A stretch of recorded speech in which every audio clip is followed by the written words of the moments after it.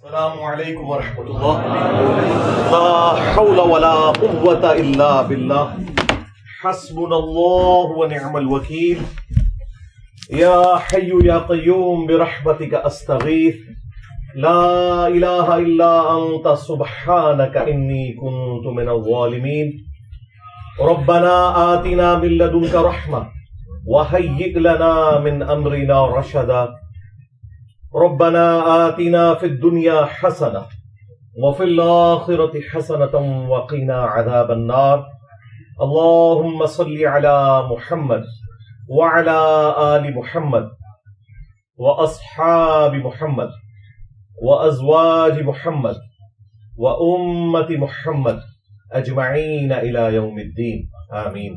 الحمد للہ رب العالمین والصلاة والسلام علی سید الانبیاء والمرسلین وعلی آلہ واصحابہ اجمعین الی یوم الدین۔ الحمد للہ آج 27 اگست 2023 کو سنڈے کے دن ہمارا یہ پبلک سیشن نمبر 109 منعقد ہونے جا رہا ہے۔ آپ کے سوالات ریئل ٹائم یہ پرچیوں کی شکل میں میرے پاس آ چکے ہیں، انشاءاللہ انہیں میں بعد میں ڈسکس کروں گا۔ پہلے ایک کرنٹ ایشو جو آج کل پاکستان کے مین سٹریم میڈیا کی بھی زینت بنا ہوا ہے اور سوشل میڈیا کے اوپر تو کافی دل دہلا دینے والی انفارمیشن سامنے آ رہی ہیں، اور وہ ہمارے صوبہ سندھ کے اندر رانی پور ایک جگہ ہے، وہاں پر ایک پیر صاحب ہیں اسد شاہ کے نام سے، ان کے گھر میں جو ظالمانہ قتل ہوا ایک کام کرنے والی بچی کا، فاطمہ جس کا نام تھا، بمشکل اس کی 10 سال عمر تھی۔ گھر والوں نے پیر صاحب کی خدمت کے لیے چھوڑا ہوا تھا، ظاہر ہے کہ جہالت عام ہے، اس طرح بچیاں لوگوں کے گھروں میں چھوڑنا خدمت کرنے کے لیے نہ تو یہ شرعی اعتبار سے حلال ہے اور نہ پاکستان کے قانون کے مطابق یہ حلال ہے۔ لیکن آپ کو پتہ ہے کہ ہم لوگ نہ دنیا کے ساتھ مخلص ہیں، نہ دین کے ساتھ، نہ اپنی آخرت کے ساتھ۔ صدیوں سے استحصال ہو رہا ہے غریب عوام کا، ان کی غربت اور جہالت دونوں کا فائدہ اٹھایا جاتا ہے، اور یہ جو پیر طبقہ ہے بالخصوص، ان کے علاوہ بھی وڈیرے، بڑے بڑے جاگیردار، پیسے والے لوگ صدیوں سے غریب لوگوں کا استحصال کرتے آئے ہیں۔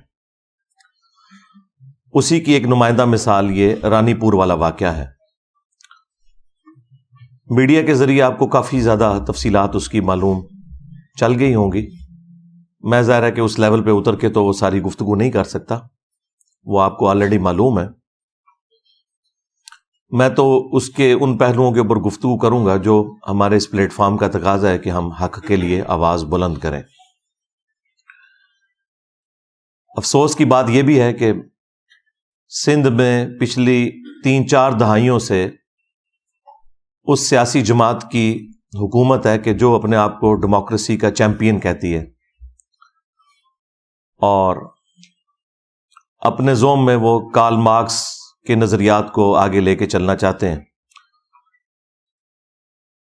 لیکن پریکٹیکلی وہاں پر اسی طریقے سے فیوڈلزم جاری ہے، پیر فقیری کی فارم کے اندر،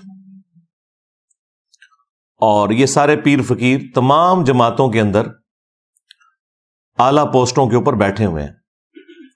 حکومتیں جب بنتی ہیں، خواہ وہ پیپلز پارٹی کی حکومت ہو، مسلم لیگ کی ہو یا پی ٹی آئی کی ہو، آپ کو وہی چہرے نظر آئیں گے، ان کے اپنے معاملات اسی طریقے سے چل رہے ہیں۔ ہاں، صرف ٹی وی میں تقریر کرنے کے لیے، جلسوں میں بنیادی انسانی حقوق کی آواز اٹھانے کے لیے آپ کو یہ سرگرم نظر آئیں گے، لیکن پریکٹیکلی ان کی اپنی زندگیاں ان تمام چیزوں سے آ رہی ہیں، بلکہ یہ اس پورے سسٹم کے بینیفیشری ہیں کہ یہ غریب لوگوں کا اور جاہل لوگوں کا استحصال کر رہے ہیں۔ خود دیکھیں کہ ان کی اولادیں کتنی پڑھ لکھ گئی ہیں، دوسرے ملکوں سے پڑھ کے آئی ہوئی ہیں، لیکن اپنے علاقوں میں نہ بلوچستان کے اندر اور نہ سندھ کے اندر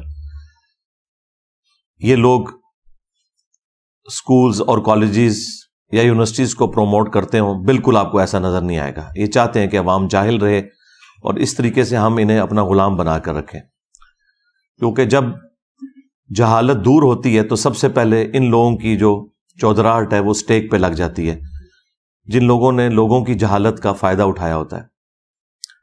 یہ اتنے بڑے دو ہتھیار ہیں ان کے پاس، ایک جہالت اور دوسرا غربت، کہ جس کے ذریعے یہ کچھ بھی کر سکتے ہیں. ورنہ کس کا دل کرتا ہے کہ چھوٹے سے بچے، ہم خود بچوں والے ہیں، دوسروں کے گھروں میں خدمت کے لیے چھوڑ دیں، اور اس کے بعد کہ جب اس طرح کی چیزیں بھی باہر نکلتی ہیں، لوگ کہتے ہیں آج کل کے پیر فقیر جو ہیں وہ راہ راست سے ہٹ گئے ہیں اس لیے واقعات آ رہے ہیں. ان سے پہلے بھی جتنے لوگ ہیں وہ اسی قسم کے تھے. پہلے سوشل میڈیا نہیں تھا، ویڈیوز نہیں بنتی تھیں، خبریں باہر نہیں نکلتی تھیں، لوگ ڈرتے تھے بات کرتے ہوئے، کیونکہ پورے خاندان غائب کروا دیے جاتے تھے. کس وجہ سے؟ کہ اگر کوئی حق کے لیے آواز بلند کرے، حکومتوں میں بیٹھے ہوئے لوگ انہی پیروں فقیروں کے جاگیرداروں کے بینیفیشری ہوتے تھے اور یہ ان کے بینیفیشری ہوتے تھے. اس وجہ سے کوئی آواز بلند نہیں کرتا تھا، پورا خاندان قتل ہو جاتا تھا. یہ آج بھی یہ جدید جو اس دور کے اندر آپ کو سچائی کے لیے آواز اٹھانا آسان ہو گیا میڈیا کی برکت سے، تو یہ بھی آپ گوروں کو دعائیں دیں کہ اللہ تعالیٰ انہیں ہدایت دے. یہ انہوں نے ایک بہت بڑا کام کر دیا، ادروائز ہمارے بڑوں نے تو ہمیں جاہل ہی رکھا. اب اس طرح کی صورتحال کے اندر سب سے پہلے تو میں ایجوکیٹ کروں گا مسلم عوام کو کہ آپ کب تک اپنے مذہبی پیشواؤں کے ہاتھوں، جاگیرداروں کے ہاتھوں، پولیٹیشنز کے ہاتھوں اس طرح یرغمال بن کے رہیں گے. یہ کون سا اسلام ہے کہ آپ چھوٹے چھوٹے بچے اور بچیاں ان سو کالڈ پیروں کے اور بزرگوں کے حوالے کرتے ہیں، اور اس حمام کے اندر سارے ہی ننگے ہیں. 2 ہفتے پہلے ہم ایک جج کو ڈسکس کر رہے تھے، اس کے گھر میں ایک ملازمہ تھی، اس کی کتنی پٹائی کی جاتی تھی. جس طرح یہ اسد شاہ جو پیر ہے، اس کے گھر میں بھی اس کی بیوی اس کی پٹائی بھی کرتی تھی. وہی سیم صورتحال، اس کے جسم میں بھی کیڑے پڑ گئے، ہڈی ٹوٹی ہوئی تھی جب اس کی لاش کو غسل دے رہے تھے. لیکن وہ غریب طبقہ تھا، خاموش ہو گیا، اور انہیں دبا کر ان لوگوں نے یہ بیان دینے پر مجبور کیا کہ یہ بیماری کی وجہ سے مری ہے. اور وہاں کے ڈاکٹرز بھی ساتھ ملے ہوئے ہیں، پولیس بھی ساتھ ملی ہوئی تھی. یہ تو جب سوشل میڈیا کے اوپر اس طریقے سے آواز بلند کی گئی لوگوں نے، تو پھر جو سینئر پولیس کے آفیسرز ہیں وہ میدان عمل میں اترے ہیں، انہوں نے ایک دلیری دکھائی ہے اور اس پورے معاملے کو لیا ہے. اب تو آپ کو پتہ ہے کہ پوسٹ مارٹم بھی ہو چکا ہوا ہے اس بچی کا، اور وہ سب کچھ ثابت ہو گیا ہے. اس کا جسمانی استحصال بھی ہوا ہے اور جنسی استحصال بھی ہوا ہے. ایک چیز میڈیکل رپورٹ کے اندر آ چکی ہے. 10 سال کی بچی، اور دیکھیں اس کی زندگی کے آخری لمحات کیمرے میں بھی کیپچر ہیں، جس میں وہ تڑپتے ہوئے جان دے رہی ہے. پہلے اس کی ورڈک آئی تھی کہ ہم تو بڑے نیک لوگ ہیں، ہم تو اپنے ملازمین کو بھی اپنے ساتھ اپنے کمرے میں سلاتے ہیں کیونکہ گرمی ہوتی ہے، اور کیمرے ہم نے اسی لیے لگائے ہوئے ہیں کہ تاکہ یہ ملازمین چوری نہ کریں. اور بقول پیر کے کہ وہ ویڈیو ہم نے خود عام کی تھی یہ بتانے کے لیے کہ یہ اپنی نیچرل ڈیتھ مری ہے، یہ بیمار تھی. اور میڈیکل رپورٹ بھی جعلی بنوا لی انہوں نے. وہ تو جب اس کی لاش کا پوسٹ مارٹم ہوا ہے تو سارے معاملات کھل گئے کہ سب کے سب لوگ ملے ہوئے تھے، چاہے پولیس ہو، خواہ ڈاکٹرز ہوں، اور خواہ ان کے اپنے مریدین ہوں. حتیٰ کہ وہ جو کچے کے علاقے کے ڈاکو ہیں وہ اب ویڈیوز بنا کے یہ کہہ رہے ہیں کہ ہمارے پیر صاحب کے بارے میں جس نے بھی کوئی گفتگو کی ہم اسے نہیں چھوڑیں گے. یعنی ڈاکو بھی ان کی سپورٹ میں نکل آئے. یہ ان کی فضیلت کے لیے کافی ہے یہ بات.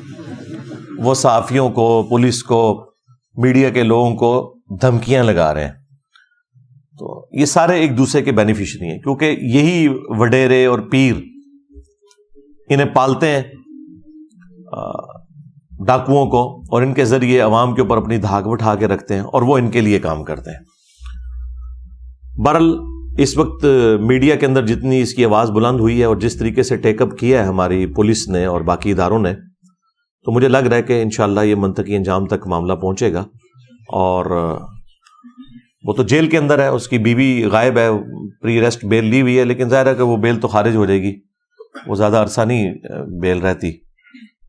جس طرح وہ جج کی وائف کی بھی فارغ ہو گئی تھی اور وہ بھی اندر ہے, جج کو بھی اس کو نوکری سے فارغ کر رہے ہیں. اس کے ساتھ بھی اب اس طرح کا معاملہ انشاءاللہ مستقبل میں ہوگا. شواہد کی بنیاد کے اوپر لگ رہا ہے کہ یہ اب بچنے والا نہیں انشاءاللہ تعالی. تو میں عوام الناس سے ریکویسٹ کر رہا تھا کہ آپ لوگ بھی ان کے ہاتھوں یرغمال نہ بنیں. خدا کے لیے اپنے دین کی حفاظت کریں, اپنی آخرت کی حفاظت کریں, اپنی اولاد کی حفاظت کریں. یہ مذہبی پیشوا اور جو امیر لوگ ہیں ہمیشہ سے استحصال کرتے ہیں. ہم تو یہ آج باتیں کر رہے ہیں, آج سے 700 سال پہلے حافظ ابن کثیر, جنہوں نے تفسیر ابن کثیر لکھی, 774 ہجری میں وہ فوت ہوئے ہیں, اور آج چل رہی ہے 1445 ہجری. تو آلموسٹ 700 سال پہلے انہوں نے قرآن کی تفسیر بھی لکھی. تفسیر ابن کثیر کے نام سے پوری دنیا میں اہل سنت کے ہاں ایک مین تفسیر مانی جاتی ہے, اگرچہ اس میں کچھ کمزوریاں بھی ہیں, لیکن اوورال ایک بہت اچھی تفسیر ہے. اور پیرلل میں انہوں نے تاریخ ابن کثیر بھی لکھی. عربی میں اس کا نام البدایہ والنہایہ ہے, لیکن اردو میں تاریخ ابن کثیر کے نام سے مشہور ہے. اس میں انہوں نے اپنے زمانے کے لوگوں کے بارے میں لکھا ہے, اور کیٹاگوریکل انہوں نے مینشن کیا ہے کہ جتنے حکمران ہیں, بادشاہ, حکومتی عہدے داران, علماء, فقہا, بزرگان دین کی انہوں نے فضائل لکھے ہوئے ہیں. اس میں میری ویڈیو سے متاثر نہیں ہوئے تھے ابن کثیر.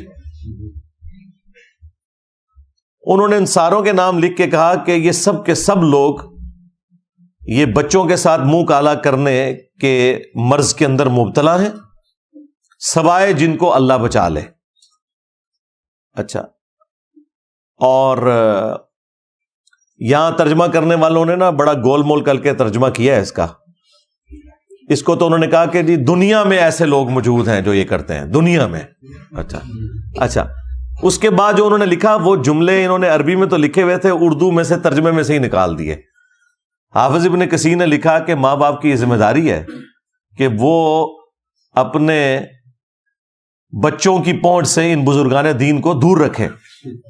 یہ لکھا ہوا تھا انہوں نے, یہ انہوں نے نکال دیا کیونکہ پورا مدرسہ سسٹم اس کے اوپر چل رہا تھا. تو یہ صرف پیر فقیر یا علماء کا مسئلہ نہیں, سب کا ہی مسئلہ ہے.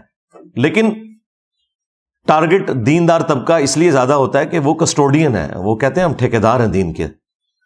تو بھائی چوپڑیاں نالے دو, اس طرح نہیں ہو سکتا. دونوں جہانی مٹھے باہو, آپ کہیں جی میں دونوں چیزیں پیرلل میں ساتھ لے کے چلوں, اس طرح نہیں ہوگا. اگر آپ دنیا میں عزت کلیم کر رہے ہیں قرآن و سنت اور دین کے نام کے اوپر, تو اب جب آپ ایکسپوز ہوں گے تو آپ کے ساتھ ذلت والا معاملہ بھی دوہرا ہوگا, کیونکہ آپ نے عزت اس کی بنیاد پہ کمائی ہوئی تھی. اب یہ تو عوام کے لیے میرا ایک میسج تھا, بلکہ ہماری تو پوری کی پوری دعوت عوام کو ایجوکیٹ کرنے کی ہے. رہ گئے یہ پیر فقیر طبقہ یا علماء کا طبقہ, ان کے لیے بس میں اتنا ہی کہوں گا, ان میں جو اچھے لوگ ہیں ان کو چاہیے کہ فرنٹ سے لیڈ کریں, اور جو ان کے اندر یہ کالی بھیڑیں گھسی ہوئی ہیں, بلکہ یہ کالی بھیڑوں میں جو 2-3 سفید ہیں وہ ان کالی بھیڑوں کو ایکسپوز کریں. یہ ساری کالی ہیں الا ماشاء اللہ. لیکن اکا دکا لوگوں کے سوا آپ کو کسی کا بیان نظر نہیں آئے گا. بڑے لوگوں میں سے تو کسی کا بیان نہیں ہے, کسی پیر کا, کسی بڑے مفتی کا کوئی بیان آپ کو نظر نہیں آئے گا جو ان کے ہیڈز ہیں کہ وہ اس طرح کے واقعات کو کنڈیم کریں. خصوصاً اب جب واقعہ آیا تو سامنے ان کا بیان آنا چاہیے. ویسے تو یہ چھوٹی چھوٹی بات کے اوپر جو ہے وہ سڑکوں کے اوپر نکل آتے ہیں, روڈز بلاک کر دیتے ہیں, احتجاج کرتے ہیں, دھرنے دیتے ہیں. اب یہ کہاں مر گئے ہیں, نہیں نظر آ رہے, کیونکہ اگر وہ سامنے نکلیں گے تو وہ بتائیں گے بھائی آپ لوگ بھی تو یہی کچھ کر رہے ہو. ایک دوسرے کے یہ سمجھ لیں جنہوں کہنا ہے پنجابی کاڑے نے, ایک دوسرے کی اصلیت ان کے اوپر ایکسپوز ہوئی ہوئی ہے. سیدھی سی بات ہے, ہمیں تو یہی لگ رہا ہے. کدھر یہ بڑے سامنے آئے نا, یہ جو کہتے ہیں جی نہیں وہ اصلی پیر بھی ہوتے ہیں, جی جعلی پیر بھی ہوتے ہیں, ڈبا پیر بھی ہوتے ہیں. چلو جی جڑے اصلی نے سامنے آؤ, نہیں آ رہے. یہی کچھ ہی ہے سب کچھ. الا ماشاء اللہ. تو ان کے لیے تو یہ میسج ہے. باقی جو ان میں کالی بھیڑیں ہیں جو زیادہ تر ہیں، انشاءاللہ اللہ تعالیٰ انہیں عذاب دے گا. ان کے لیے تو ہماری دعا ہے کہ اللہ تعالیٰ انہیں ہدایت دے. اگر ہدایت نہیں ہے تو تباہ و برباد کرے، اس دنیا کو پاک کرے ان لوگوں سے. اس کے بعد جو ہماری حکومت میں بیٹھے ہوئے لوگ ہیں، چاہے وہ پولیٹیشنز ہوں، ریاستی اداروں کے لوگ ہوں، ان سے بھی میں کہوں گا کہ آپ لوگ اس طرح کے معاملات کے اوپر سینسٹیو ہو کر، یہ سمجھتے ہوئے کہ یہ بچے ہمارے ہی بچے ہیں، اگر آپ کے بچوں کے ساتھ کوئی ایسا معاملہ ہوتا تو آپ لوگ کیا کرتے؟ آپ لوگ ان تمام معاملات کے اندر ان بچوں کو اپنا بچہ سمجھتے ہوئے ٹیک اپ کریں، اور نہ دن دیکھیں اور نہ رات، اور ان معاملات کو فوراً منطقی انجام تک پہنچائیں اور میڈیا کے ذریعے عوام کو اپڈیٹ رکھیں، اگر آپ آنے والی نسلوں کو بچانا چاہتے ہیں. نہ کہ یہ کہ آپ ان کی پشت کے اوپر کھڑے ہوں ان لوگوں کو سپورٹ کرنے کے لیے. جوڈیشری بھی سو موٹو کوئی اس طرح کے معاملات میں نہیں لے رہی ہوتی، باقی معاملات میں لے رہے ہوتے ہیں. اس وقت بھی سپریم کورٹ کے اندر 54,000 سے زیادہ پٹیشنز پڑی ہوئی ہیں، کیس پینڈنگ ہیں جو انہوں نے فیصلے کرنے ہیں. لیکن یہ فیصلے کیا کرتے ہیں کہ عمران خان کو ضمانت دینی ہے یا نہیں دینی، نواز شریف کے کیس ختم کرنے ہیں یا نہیں کرنے. رات کو یہ اپلیکیشنیں دیتے ہیں، صبح لگ جاتی ہیں، اور باقیوں کے کیسز سالوں سے لائن میں لگے ہوئے ہیں. مہینوں ہفتوں کی میں بات نہیں کر رہا، سپریم کورٹ میں 4 سال 5 سال 10 سال کیس نہیں لگتا کہ جی آپ کا تو نمبر ہی نہیں آیا. تو نمبر یہ ان لوگوں کے لگا رہے ہوتے ہیں کیونکہ سارے ایک دوسرے کے بینیفیشری ہیں، ایک دوسرے کو سپورٹ کرتے ہیں. شکلیں بدلتی ہیں، کرتوت سب کے ایک جیسے ہی ہوتے ہیں. ہاں کچھ کے آپ کو شروع میں نہیں پتا چلتے، بعد میں پتا چل جاتے ہیں، اور کچھ کے آپ کو اوپنلی پتا چل جاتے ہیں. اس لیے آپ لوگ فرق کرتے ہیں. ہمیں تو اندازہ ہے کہ یہ پورے کا پورا سسٹم ہی اتنا بگڑ چکا ہے کہ اس کے اندر اب اتنی جلدی اصلاح ممکن نہیں ہے. تو حکومتی جو لوگ ہیں انہیں بھی یہ معاملات دیکھنے کی ضرورت ہے. یہ تو میں نے ساری جنرل باتیں کی. اب میں قرآن و سنت کے حوالے سے 2-4 باتیں عرض کر دوں. سورۃ المائدہ میں اللہ تعالیٰ نے سورۃ النساء کے اندر واضح طور پر حکم فرمایا کہ اے اہل ایمان، اللہ کے لیے کھڑے ہو جاؤ انصاف کے لیے گواہی دیتے ہوئے. اور سورہ نساء میں تو یہاں تک آیا کہ اگر تمہیں اپنی جان کے خلاف گواہی دینی پڑے، اپنے ماں باپ کے خلاف، رشتہ داروں کے خلاف گواہی دینی ہے اور سچائی کے لیے کھڑے ہونا ہے. اس طرح کے سارے معاملات کے اندر بھی جو لوگ گواہ ہیں انہیں پتہ ہے کہ ریئل ٹائم کیا ہوا ہے، انہیں بالکل گواہی دینے میں کوئی آر محسوس نہیں کرنی چاہیے اور دلیری سے گواہی دینی چاہیے.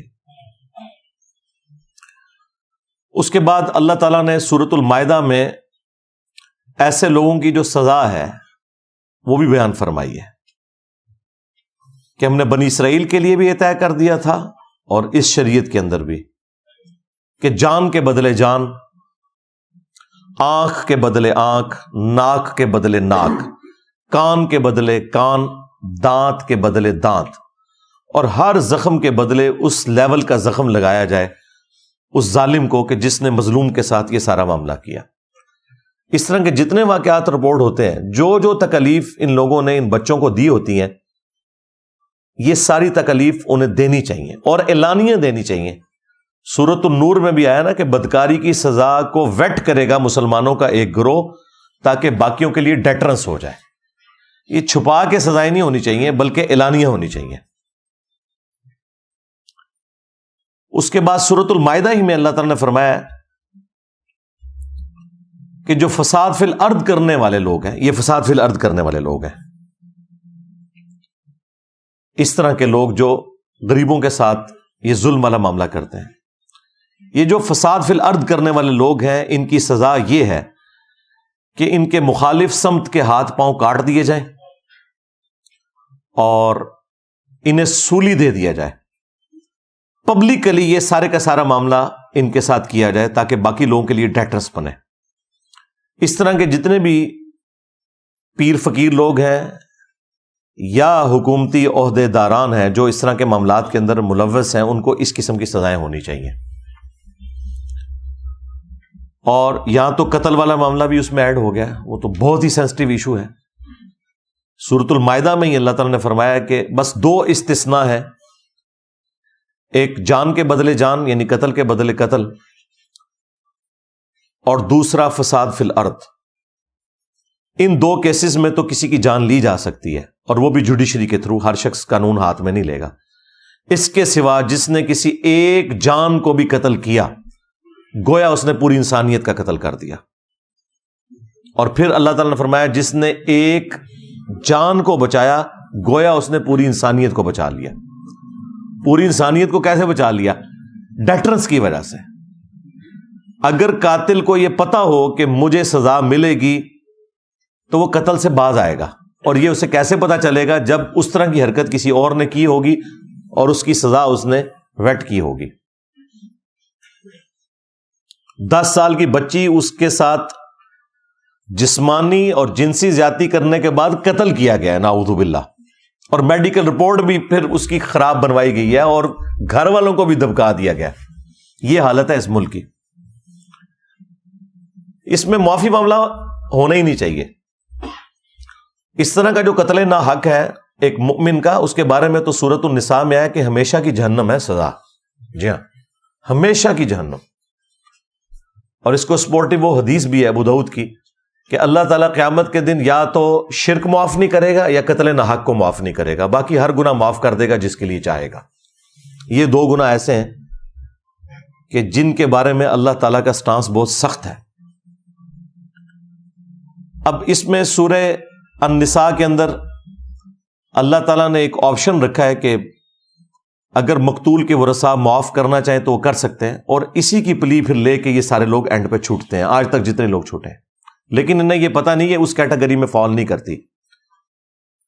یہ فساد فی الارض ہے اور اس کی سزا جو ہے وہ اسٹیٹ نے دینی ہے. اگر مقتول کے ورثاء معاف بھی کرتے ہیں تب بھی جو ڈیٹرنس پھیل گئی ہے عوام الناس کے اندر، جو لوگ گھروں میں بیٹھے ہوئے سہم گئے ہیں، جن کے بچے ہیں، ان کے دل سے خوف کون کم کرے گا؟ اس کے لیے پھر یہ ہے کہ اسٹیٹ فرنٹ سے لیڈ کرے گی اور فساد فی الارض کی سزا ان لوگوں کو دی جائے گی. یہ بالکل نہیں چھوٹ سکتے.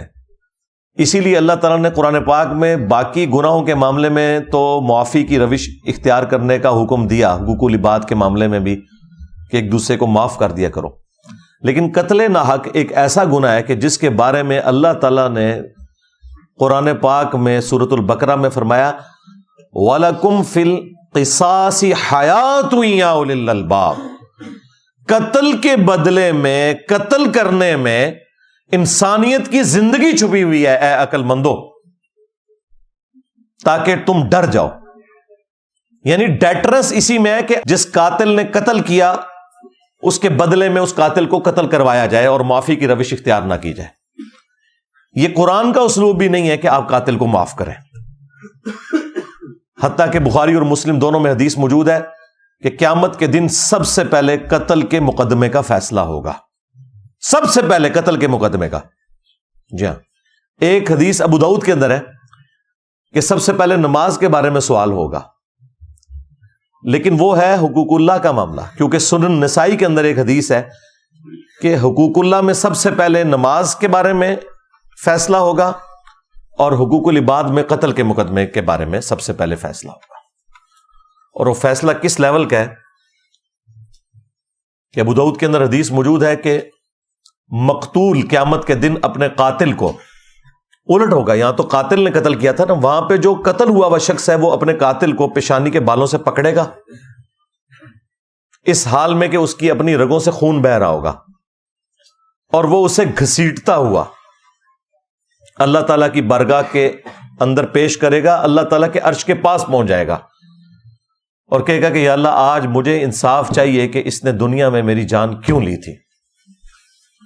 اتنی اللہ سے فرینکنس ہے مقتول کی کہ وہ قاتل کو پیشانی کے بالوں سے پکڑ کے اللہ کے پاس پہنچ جائے گا.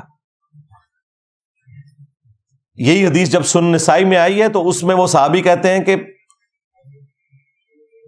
اس حدیث کی وجہ سے وہ اپنا فتویٰ ساتھ دیتے ہیں کہ اعانت نہ کرو، مدد نہ کرو کسی قاتل کی مقتول کو قتل کرنے کے معاملے میں، اور وہ اسپیشلی حکمرانوں کو ذکر کرتے ہیں کہ اپنے معاملات کو سدھار لو۔ صحیح بخاری کے اندر ایک حدیث ہے، اس کو سپورٹیو حدیث ترمذی میں ہے، ترمذی والی حدیث کے اوپر تو کلام ہے بعض محدثین کا، لیکن اس کے الفاظ بہت خطرناک ہیں۔ میرے نزدیک تو وہ روایت بخاری کی وجہ سے مضبوط ہو جاتی ہے۔ ترمذی میں الفاظ ہیں کہ اگر زمین و آسمان کی ساری مخلوقات مل کے ایک مومن کو قتل کرتے ہیں تو اللہ تعالیٰ پوری کائنات کو جہنم میں پھینک دے گا اس ایک مومن کے قتل کے بدلے میں۔ جامعہ ترمذی میں جو یہ حدیث ہے، اس کو سپورٹیو جو بخاری کی حدیث ہے، اس میں الفاظ ہیں کہ سیدنا عمر کے دور میں جب ایک قتل کا مقدمہ آیا تو سیدنا عمر نے کہا کہ اگر یہ پورا گاؤں بھی اس ایک بندے کو قتل کرنے میں شریک ہوتا تو میں سب کو قتل کروا دیتا، ایک بندے کے قتل کے بس۔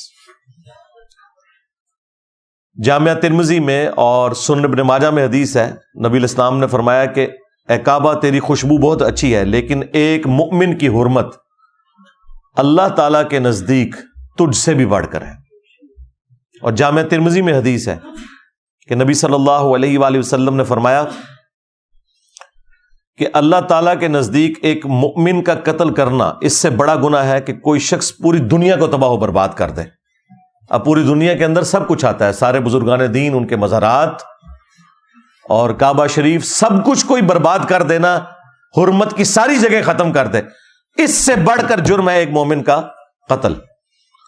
اور یہ صرف بات مومن تک نہیں ہے، صحیح بخاری میں حدیث ہے جس نے ایک کافر کو بھی ناحق قتل کیا، جو مسلم اسٹیٹ کے اندر ٹیکس دے کر عہد کی پاسداری کر رہا تھا، جزیہ دے کر رہ رہا تھا، تو اللہ تعالیٰ ایسے شخص کے اوپر جنت کو حرام کر دے گا، یہاں تک کہ وہ جنت کی خوشبو بھی نہیں پائے گا، جو کہ 40 سال کی مسافت سے آ رہی ہوگی۔ یعنی کافر کا ناحق قتل کرنے والا جنت میں جانا تو دور کی بات ہے، جنت کی خوشبو بھی نہیں پائے گا۔ تو مومن کا قتل تو پھر بہت بڑے لیول کی چیز ہے۔ لیکن یہ ساری کی ساری حدیثیں، آیات ہماری کتابوں میں لکھی رہ گئیں۔ پریکٹیکلی مسلمان اس وقت دنیا کے امن کے لیے ایک خطرہ ہی بنے ہوئے ہیں، تھوڑے سے ہیں، زیادہ تر مسلمان تو ایسے نہیں ہیں، لیکن وہ تھوڑے اتنے ڈومیننٹ ہیں کہ اس دنیا کو انہوں نے جہنم بنا دیا۔ پاکستان کو تو بنا دیا ہے جہنم، آپ کے سامنے ہے۔ نہ مسلمانوں کی جان مسلمانوں کے ہاتھ سے محفوظ ہے، اور نہ نان مسلمز کی جان ان لوگوں کے ہاتھ سے محفوظ ہے۔ جب چاہتے ہیں، جس کے اوپر چاہتے ہیں چڑھ دوڑتے ہیں، اور ایک سمجھ لیں لا قانونیت والا معاملہ نظر آتا ہے۔ اس لیے میں نے قتل ناحق سے متعلق یہ ساری حدیثیں فی البدی بیان کی، اور یہ اتنی دفعہ میں نے بیان کی ہیں کہ وہ مطلب مجھے کوئی بیٹھ کے کوئی رٹا نہیں مارنا پڑتا۔ یہ آپ رات کو 12 بجے بھی اٹھا کے مجھ سے آیات اور احادیث سنیں، کیونکہ اس ملک میں تو آئے دن یہ احادیث ہمیں بیان کرنی پڑتی ہیں کہ خدا کے لیے بیسک ہیومن رائٹس کا کوئی خیال کریں، یہ دنیا کو رہنے کے قابل چھوڑیں، خواہ انڈیویجول لیول پہ ہو خواہ جماعتی لیول کے اوپر ہو، ایک دوسرے کی جان کی قدر کریں۔ اور اس میں آخر میں حکمرانوں کے لیے میسج ضرور دوں گا جنہیں بڑا شوق ہے پوسٹ حاصل کرنے کا، لیکن میں ببانگ دہل کئی ویڈیوز میں کہہ چکا ہوں کہ حکمرانوں کی تو جہنم کنفرم ہے، الا ماشاء اللہ کو بچ جائے تو بچ جائے، حکمران نہیں بچتے۔ انہیں بڑی شیروانیاں پہننے کا اور بڑی ٹائیاں لگانے کا، بڑے بیج لگانے کا شوق ہے، انہیں پتہ نہیں ہے کہ یہ پوسٹ کتنی خطرناک ہے۔ بخاری اور مسلم دونوں میں حدیث ہے کہ بدترین گڈریا وہ ہے جو کسی قوم کے اوپر گڈریا ہے، یعنی حکمران ہے، اگر اس نے انصاف نہ کیا تو وہ جنت کی خوشبو بھی نہیں پائے گا۔ ہاں جی، خوشبو بھی نہیں پائے گا۔ ایک اور حدیث ہے بخاری اور مسلم میں، تم میں ہر شخص نگہبان ہے، اس سے اس کی رعیت کے بارے میں پوچھا جائے گا۔ پھر نبی الاسلام نے اسے کھولا اور فرمایا کہ ایک خاوند اپنی بیوی اور بچوں کے اوپر حکمران ہے، اگر ان کے ساتھ انصاف نہ کیا تو اس کی پکڑ ہوگی۔ ایک بیوی اپنے خاوند کے مال اور بچوں کے اوپر حکمران ہے، اس سے اس کے بارے میں پوچھا جائے گا۔ اور ایک حاکم وقت اپنی رعایا کے اوپر نگہبان ہے، اس سے اس کے بارے میں پوچھا جائے گا. کامیاب ہو گیا تو ہو گیا، ادروائز تو جہنم پھر پکی ہو گئی. ہاں اگر کوئی اچھا حکمران ہے، اس کے بارے میں بخاری مسلم حدیث ہے کہ 7 لوگوں کو اللہ کے عرش کا سایہ ملنا ہے، ان میں سے پہلے نمبر پہ عادل حکمران ہے. ہاں وہاں پہ بھی مرتبہ اوپر ہے، لیکن یہ پھر آپ کو ڈھونڈنے سے بھی نہیں ملے گا کوئی، یہ بڑا مشکل کام ہے. اس لیے اگر پوسٹ سنبھالی ہے تو میرے بھائی ان پوسٹ کے تقاضے بہت زیادہ ہیں. ذمہ داری پھر یہ نہیں ہے کہ آپ نے پریویلیجز ہی لینے ہیں، نہیں، رسپانسبلٹی بڑھ جائے گی. اللہ کے حضور پھر کوئی چھڑوانے والا نہیں ہوگا اگر آپ نے اپنی پوسٹ کے ساتھ انصاف نہیں کیا اور اپنے معاملات کو صحیح طریقے سے نہیں لے کر چلے. ہم تو حکمرانوں کو بار بار اس طرح کے معاملات کے اندر جھنجھوڑتے رہتے ہیں، چیزیں ہائی لائٹ کرتے رہتے ہیں، اور عوام الناس کو تو خیر مسلسل ایجوکیٹ کر رہے ہیں کہ اپنے معاملات کو سدھاریں، کسی کے اوپر آپ ڈپینڈنٹ نہ ہو، اپنے آپ کو ایجوکیٹ کریں. اس کے باوجود اگر اس طرح کے کوئی معاملات ہوتے ہیں تو پھر ہمیں اپنی غلطیوں کے اوپر بھی غور کرنا چاہیے. صلو علی محمد و آل محمد، اللہم صلی علی محمد وعلی آل محمد واصحاب محمد وازواج محمد وامت محمد اجمعین الی یوم الدین، آمین. ہاں جی جناب، آپ کی اب جو پرچیاں آئی ہیں ریئل ٹائم، ان کو میں شروع کرتا ہوں. آپ میں سے بھی کئی لوگ ہوں گے جنہوں نے پرچیاں اپنے پاس رکھی ہوں گی. خیر یہ بھی آپ لوگوں کو اپنے پاس ہی رکھنی چاہیے، کوئی ایسی بات ایسی نہیں ہے کوئی میں نے ریکارڈ نہ کروائی ہو. یہاں تو ہم جو یہ ہفتہ وار پروگرام کرتے ہیں، مین مقصد کسی کرنٹ ایشو کو ڈسکس کرنا ہوتا ہے، اور دوسرے نمبر پہ آپ لوگوں سے ایک ملاقات اور ایک تصویر والا معاملہ ہو جاتا ہے دعوت کے حوالے سے. باقی پرچیاں تو الحمدللہ میں نے اتنی تفصیل کے ساتھ ڈسکس آلریڈی کر کے مختلف ویڈیوز ریکارڈ کروا دی ہیں کہ اس کے اندر اب مزید ویلیو ایڈیشن کی ضرورت نہیں ہے، ایک ایک چیز ریفرنسز کے ساتھ ہو چکی ہوئی ہے. اور ظاہر ہے کہ انہی ویڈیوز کی وجہ سے آپ لوگ یہاں بیٹھے ہوئے ہیں. تو یہاں پہ بھی جو پرچیاں آئیں گی میں اس کے اوپر صرف ورڈکٹ دوں گا، تفصیلی بات کرنے کی ضرورت ہی نہیں ہے. اصل تو میرا اوپینین آپ نے جاننا ہے، باقی تفصیلات تو ظاہر ہے ایک ایک پرچی کے اوپر بھی ایک ایک گھنٹہ لگے. یہ پرچیاں تو 1 سال میں ختم نہ ہو اگر ہم ہر پہلو کے اوپر تفصیلی گفتگو کریں. اس پہ چونکہ آلریڈی کوئی ویڈیو ریکارڈ ہوگی، میں وہ آپ کو ریفر کر دوں گا. ابھی تک کوئی ایسا افلاطون ادھر نہیں آیا کہ ایسا سوال لے کے آئے کہ جو میں نے پہلے ریکارڈ نہ کروایا ہو. اور اکثر تو ایسے سوالات لے کے آتے ہیں اور وہ سمجھتے ہیں کہ ہم نے پہلی دفعہ رکھا ہے اور میں 10 سال پہلے اس کے اوپر ویڈیو ریکارڈ کروا چکا ہوتا ہوں. لائیو سیشنز میں بھی ایسے ہوتا ہے، بڑے لوگ اعتماد سے آگے بات کرتے ہیں، جی ہم نے جو ہے نا وہ ویڈیوز دیکھ لی ہیں، کوئی اس پہ ویڈیو نہیں ہے. حالانکہ اسی ٹائم یہ شاید بھائی لکھتے ہیں تو 50 ویڈیو نکل آتی ہیں نا، جی ہے نا، وہ کوئی نہیں لکھا ہوتا. ابھی خام خواہ کے کوشش کریں میرے بھائی، ہر چیز یوٹیوب کے اوپر موجود ہے اللہ کے فضل سے. کیا دین اتنا ہی مشکل ہے جتنا مشکل بنا دیا گیا؟ کیا ہمارے پاس خالص دین آ رہا بھی ہے کہ نہیں؟ اس کے بارے میں کچھ بتا دیں. اسی کے بارے میں میرے بھائی کئی سالوں سے ہم بتا رہے ہیں، جو یہ سوال ہے نا، کئی سالوں سے ہم جو کچھ بتا رہے ہیں وہ یہی تو بتا رہے ہیں. بحیثیت مسلمان زندگی گزارنے کا مقصد کیا ہونا چاہیے؟ اللہ کی رضا حاصل کرنا، اور اس کا طریقہ ہے اس کے پیغمبر صلی اللہ علیہ وآلہ وسلم کی پیروی کرنا. انسانیت کا مقصد دنیا میں آنے کا یہی ہے کہ مرنے سے پہلے اس نے اپنے رب کو راضی کرنا ہے، اور اس طریقے سے راضی کرنا ہے جو طریقہ اس نے اپنے پیغمبر صلی اللہ علیہ وآلہ وسلم کے ذریعے سکھایا ہے.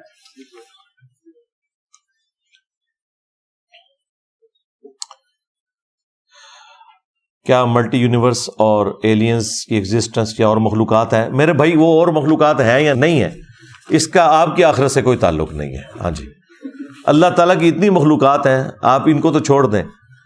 صحابہ کرام کے لیے تو وہ ساری مخلوقات ایلینز ہیں جو سائنس نے ہمیں آج بتائی ہیں کہ 20 لاکھ سے زیادہ مخلوقات اس پلانٹ ارتھ پہ ہیں. اب تو خیر اس کا فگر 33-34 لاکھ تک پہنچ چکا ہے. سپیشیز اتنی ہے، اور ہر سپیشی کے آگے جو تعداد ہے وہ اربوں میں. انسان ہی اس وقت 8 ارب کے قریب ہے. تو یہ ساری مخلوقات تو ہمارے بزرگوں کے لیے یہ بھی ایلینز ہی تھے. ان کو تو 15-20 مخلوقات کے نام آتے تھے نا. اب سمندر کی گہرائیوں میں کئی مخلوقات ہیں جو 20ویں صدی میں آ کے لوگوں نے ایکسپلور کی ہیں. تو اس پہ میری ایک تفصیلی ویڈیو آپ دیکھ لیں، خلائی مخلوق کے نام سے، ایلینز لکھیں اور میرا نام لکھیں، ویڈیو کھل جائے گی۔ فیوچر پریڈکشن استخارے کے تھرو اور روحانی علم جو لوگ کہتے ہیں، اس دنیا میں ہمارے بزرگ اس طرح کے فیوچر پریڈکٹ، کوئی بزرگ کوئی فیوچر پریڈکٹ نہیں کر سکا، بزرگوں نے آپ کا فیوچر برباد ہی کیا ہے، دنیا کا بھی اور آخرت کا فیوچر بھی برباد کیا ہے۔ کیا پریڈکٹ کیا ہے جی؟ پچھلی گورنمنٹ جو تھی، پچھلی سے بھی پچھلی گورنمنٹ، جس میں وہ فیصل واؤڈا صاحب وزیر تھے، اور وہ کہہ رہے تھے چند دنوں کی بات ہے، اتنا تیل ہم نے روحانی طور پہ بھی ہمارے بزرگوں نے دیکھ لیا ہے، ہماری آنٹی نے، اور باہر سے لوگ نوکریاں چھوڑ کے ادھر آئیں گے، کدھر ہے وہ تیل؟ سب کہانی ہے، جھوٹ ہے میرے بھائی، دنیا بقدر ایفرٹ ہے۔ کچھ لوگوں کو جنات وغیرہ جیسے مسائل کا سامنا ہے، کیا اس معاملے میں تعویذات ٹھیک رہیں گے؟ تعویذ نہ ہو، دم والا معاملہ جو ہے وہ سنت کے مطابق ہے، وہ آپ کسی اہل توحید کے پاس جائیں، ان سے دم والا معاملہ کریں۔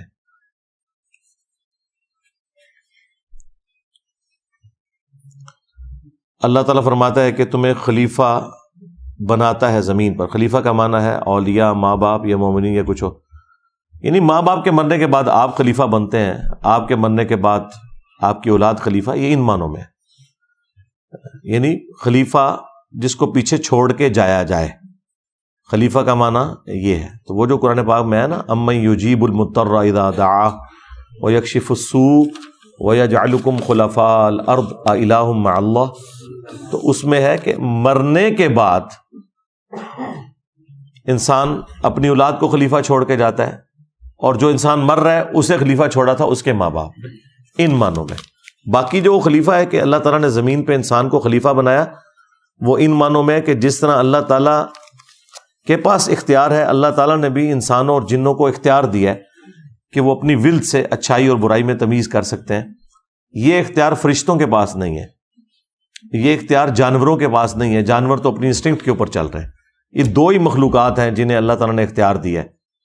اسی لیے سورہ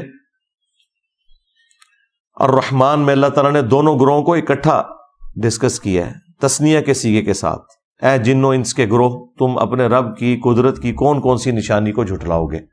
فَبِأَيِّ آلَاءِ رَبِّكُمَا تُكَذِّبَانِ۔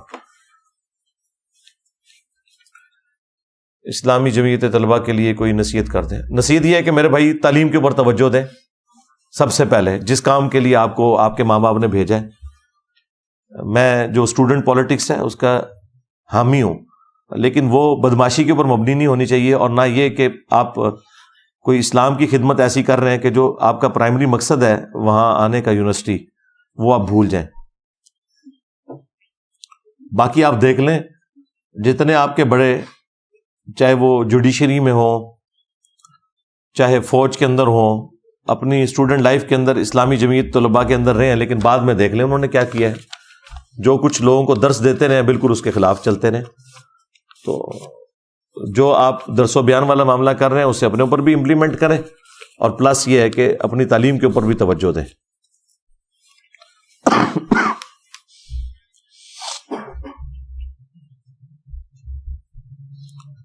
علی بھائی آپ کے علم میں اضافہ کرنا چاہتے ہیں کہ پشاور میں 2 نہیں 3 عیدیں ہوتی ہیں۔ اچھا، میرا خیال ہے 3 سے بھی زیادہ ہوتی ہوں گی، باقی جزاک اللہ جی، میرے علم میں آپ نے اضافہ کیا۔ جب غلام احمد قادیانی نے دعوی نبوت کیا تھا تو جن لوگوں نے اس کی نبوت کو قبول کیا تھا تو کیا وہ مرتد تھے؟ جی مرتد تھے، اب وہ معاملہ ماضی کا حصہ بن چکا۔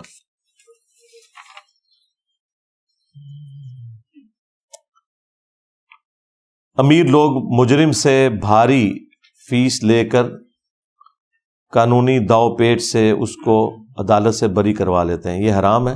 جی حرام ہی ہے میرے بھائی، کو پوچھنے والی بات ہے۔ صحیح مسلم میں حدیث ہے، گناہ وہ جو تیرے دل میں کھٹکے اور تو اس بات سے آر محسوس کرے کہ لوگ اس کے اوپر مطلع ہوں، تو یہ پوچھنے والی بات ہی کوئی نہیں۔ حضرت علی رضی اللہ تعالیٰ کا مقام رشتہ داری کی وجہ سے ہے یا کوئی اور وجہ ہے؟ جبکہ دوسرے صحابہ کی بھی بہت قربانیاں ہیں۔ جی بالکل ہیں قربانیاں، لیکن اللہ تعالیٰ نے اولاد ابراہیم کو چن لیا، پہلے بنو اسرائیل کو چنا تھا، اب اللہ تعالیٰ کے ساتھ تو کوئی ٹکر نہیں لے سکتا کہ بنو اسرائیل کو کیوں چنا، اور 2 بار قرآن میں فرمایا وَأَنِّي فَضَّلْتُكُمْ عَلَى الْعَالَمِينَ یا بنی اسرائیل اذکروا نعمتی التی انعمت علیکم وانی فضلتکم علی العالمین. اس نعمت کو یاد کرو جو میں نے تم پر کی اور میں نے تمہیں تمام جہان والوں پر فضیلت دی تھی. پھر نبی الاسلام کی مبارک آمد کی برکت سے بنو اسماعیل کو اب اللہ تعالیٰ نے قیامت تک کے لیے باقی جہان والوں کے اوپر فضیلت دی ہے. لیکن جس طرح حضرت ابراہیم سے اللہ تعالیٰ نے قرآن میں فرمایا نا کہ میرا عہد ظالموں کو نہیں پہنچے گا اے ابراہیم، جو تیری اولاد میں سے نیکوکار ہوں گے ان کے لیے یہ عہد ہے کہ انہیں میں انسانیت کا امام اور اس طرح کے سارے معاملات ان کے ذریعے چلیں گے. تو آج بھی اولاد ابراہیم میں سے جو اس طریقے پہ ہے اس کے لیے سارے فضائل ہیں. چونکہ سیدنا علی ہوں، حسن و حسین ہوں، انہوں نے ثابت کیا ہے اولاد ابراہیم ہونا، تو یہ ان کی نسبت نے بھی انہیں فائدہ پہنچایا اور ان کے اعمال بھی اس طرح کے تھے. یہ دونوں چیزیں پیرلل میں ہیں. ہم صرف نسبت کو نہیں مانتے. صحیح مسلم میں حدیث ہے کہ جس کے عمل نے اسے پیچھے چھوڑ دیا اس کا نسب، اس کی نسبت اسے آگے نہیں کر سکتی. یہ واضح حدیث ہے مسلم شریف میں. لیکن اگر کسی کا عمل ہے تو ظاہر ہے پھر وہ ایک نسبت، وہ ایک سمجھ لیں نور علی نور والا معاملہ ہے. اور یہ چیز اس کے ساتھ کوئی کنٹراڈکٹری نہیں ہے جو قرآن میں ہے نا کہ ہم نے تمہیں خاندانوں میں اور قبائل میں اس لیے بانٹا ہے کہ تاکہ تمہاری پہچان ہو سکے. اور ان اکرمکم عند اللہ اتقاکم، اور بے شک اللہ تعالیٰ کے نزدیک تم میں سب سے زیادہ عزت والا وہ ہے جو پرہیزگار ہے.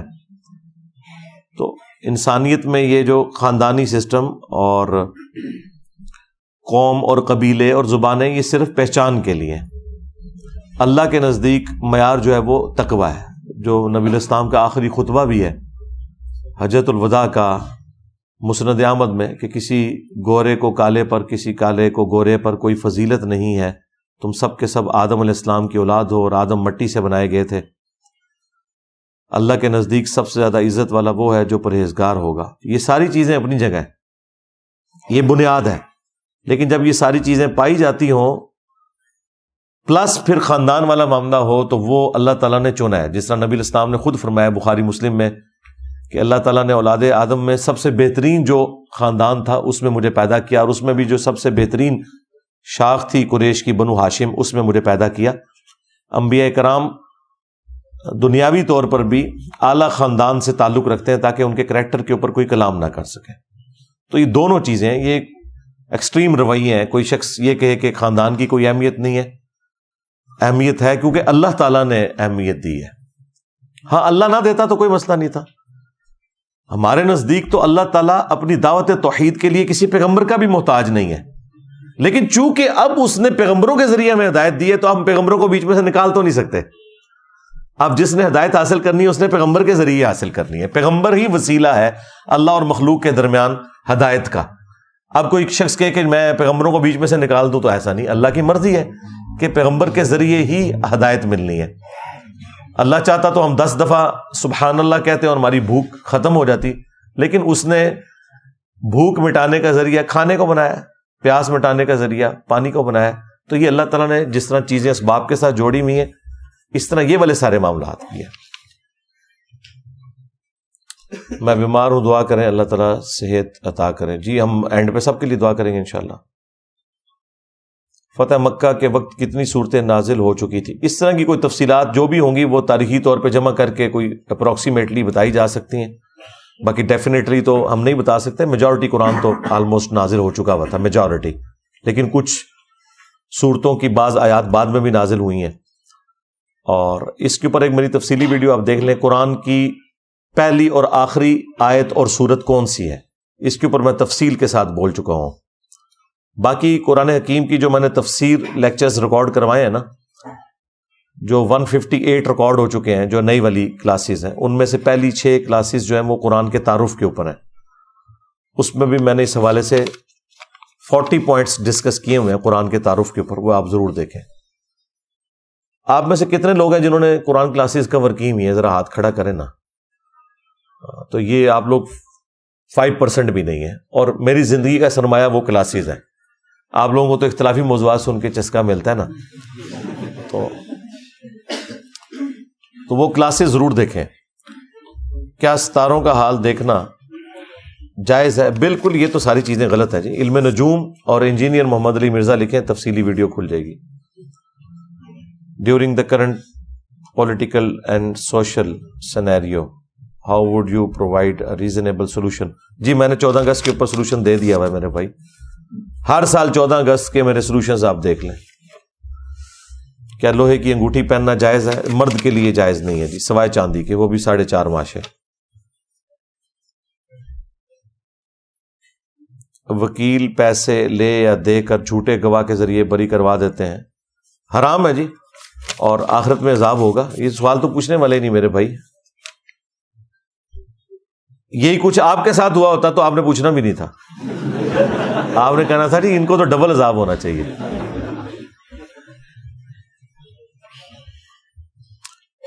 How can you and others can convince اور force the businessman to pay their due tax? تو میں تو ہر بار کرتا ہوں ٹیکسز کے اوپر. میں نے کس طرح کنونس کیا؟ میرے علاوہ تو کوئی بندہ ٹیکسز کے اوپر بولتا ہی نہیں ہے. مولویوں نے کیوں بولنا ہے؟ ان کا تو آڈٹ ہی کوئی نہیں ہوتا، اور آڈر دیں تو وہ احتجاج کرتے ہیں. آپ ٹیکسز لکھیں اور میرا نام لکھیں. میں نے تو اس 14 اگست میں بھی بتایا کہ پاکستان کا صرف ایک ہی مسئلہ ہے بڑا، اور وہ یہ ہے کہ جس ڈیوٹی کے اوپر لوگ لگے ہوئے ہیں وہ اپنی اپنی ڈیوٹی ایمانداری سے نہیں کر رہے اور دوسروں کے کاموں میں لوچ تال رہے ہیں. ٹھیک ہے. اور فائنینشیل پوائنٹ آف ویو سے مسئلہ یہ ہے کہ پاکستان میں ٹیکس کلیکشن کوئی نہیں ہے. اسی وجہ سے ہمیں قرضے اٹھانے پڑتے ہیں، اور قرضے بھی ہم نے خراج سمجھ کے اٹھائے ہوئے ہیں کہ یہ واپس کرنا ہی نہیں. جس طرح نیتے آیا جے گوری، اس طرح نہیں ہوگا میرے بھائی. ٹیکسز کے بغیر کچھ بھی نہیں ہونا.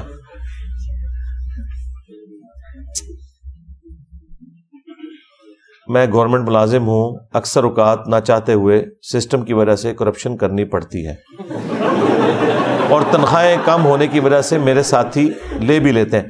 تو ساتھی انشاءاللہ جب جہنم میں جل رہے ہوں گے اور آپ ہماری نصیحت کی وجہ سے بچ جائیں گے، پھر آپ کو ہماری باتیں یاد آئیں گی. چھوڑیں ان کو. آپ کا ساتھی کوئی زہر کھا کے خودکشی کر لے تو آپ بھی کر لیں گے؟ کبھی بھی نہیں کریں گے.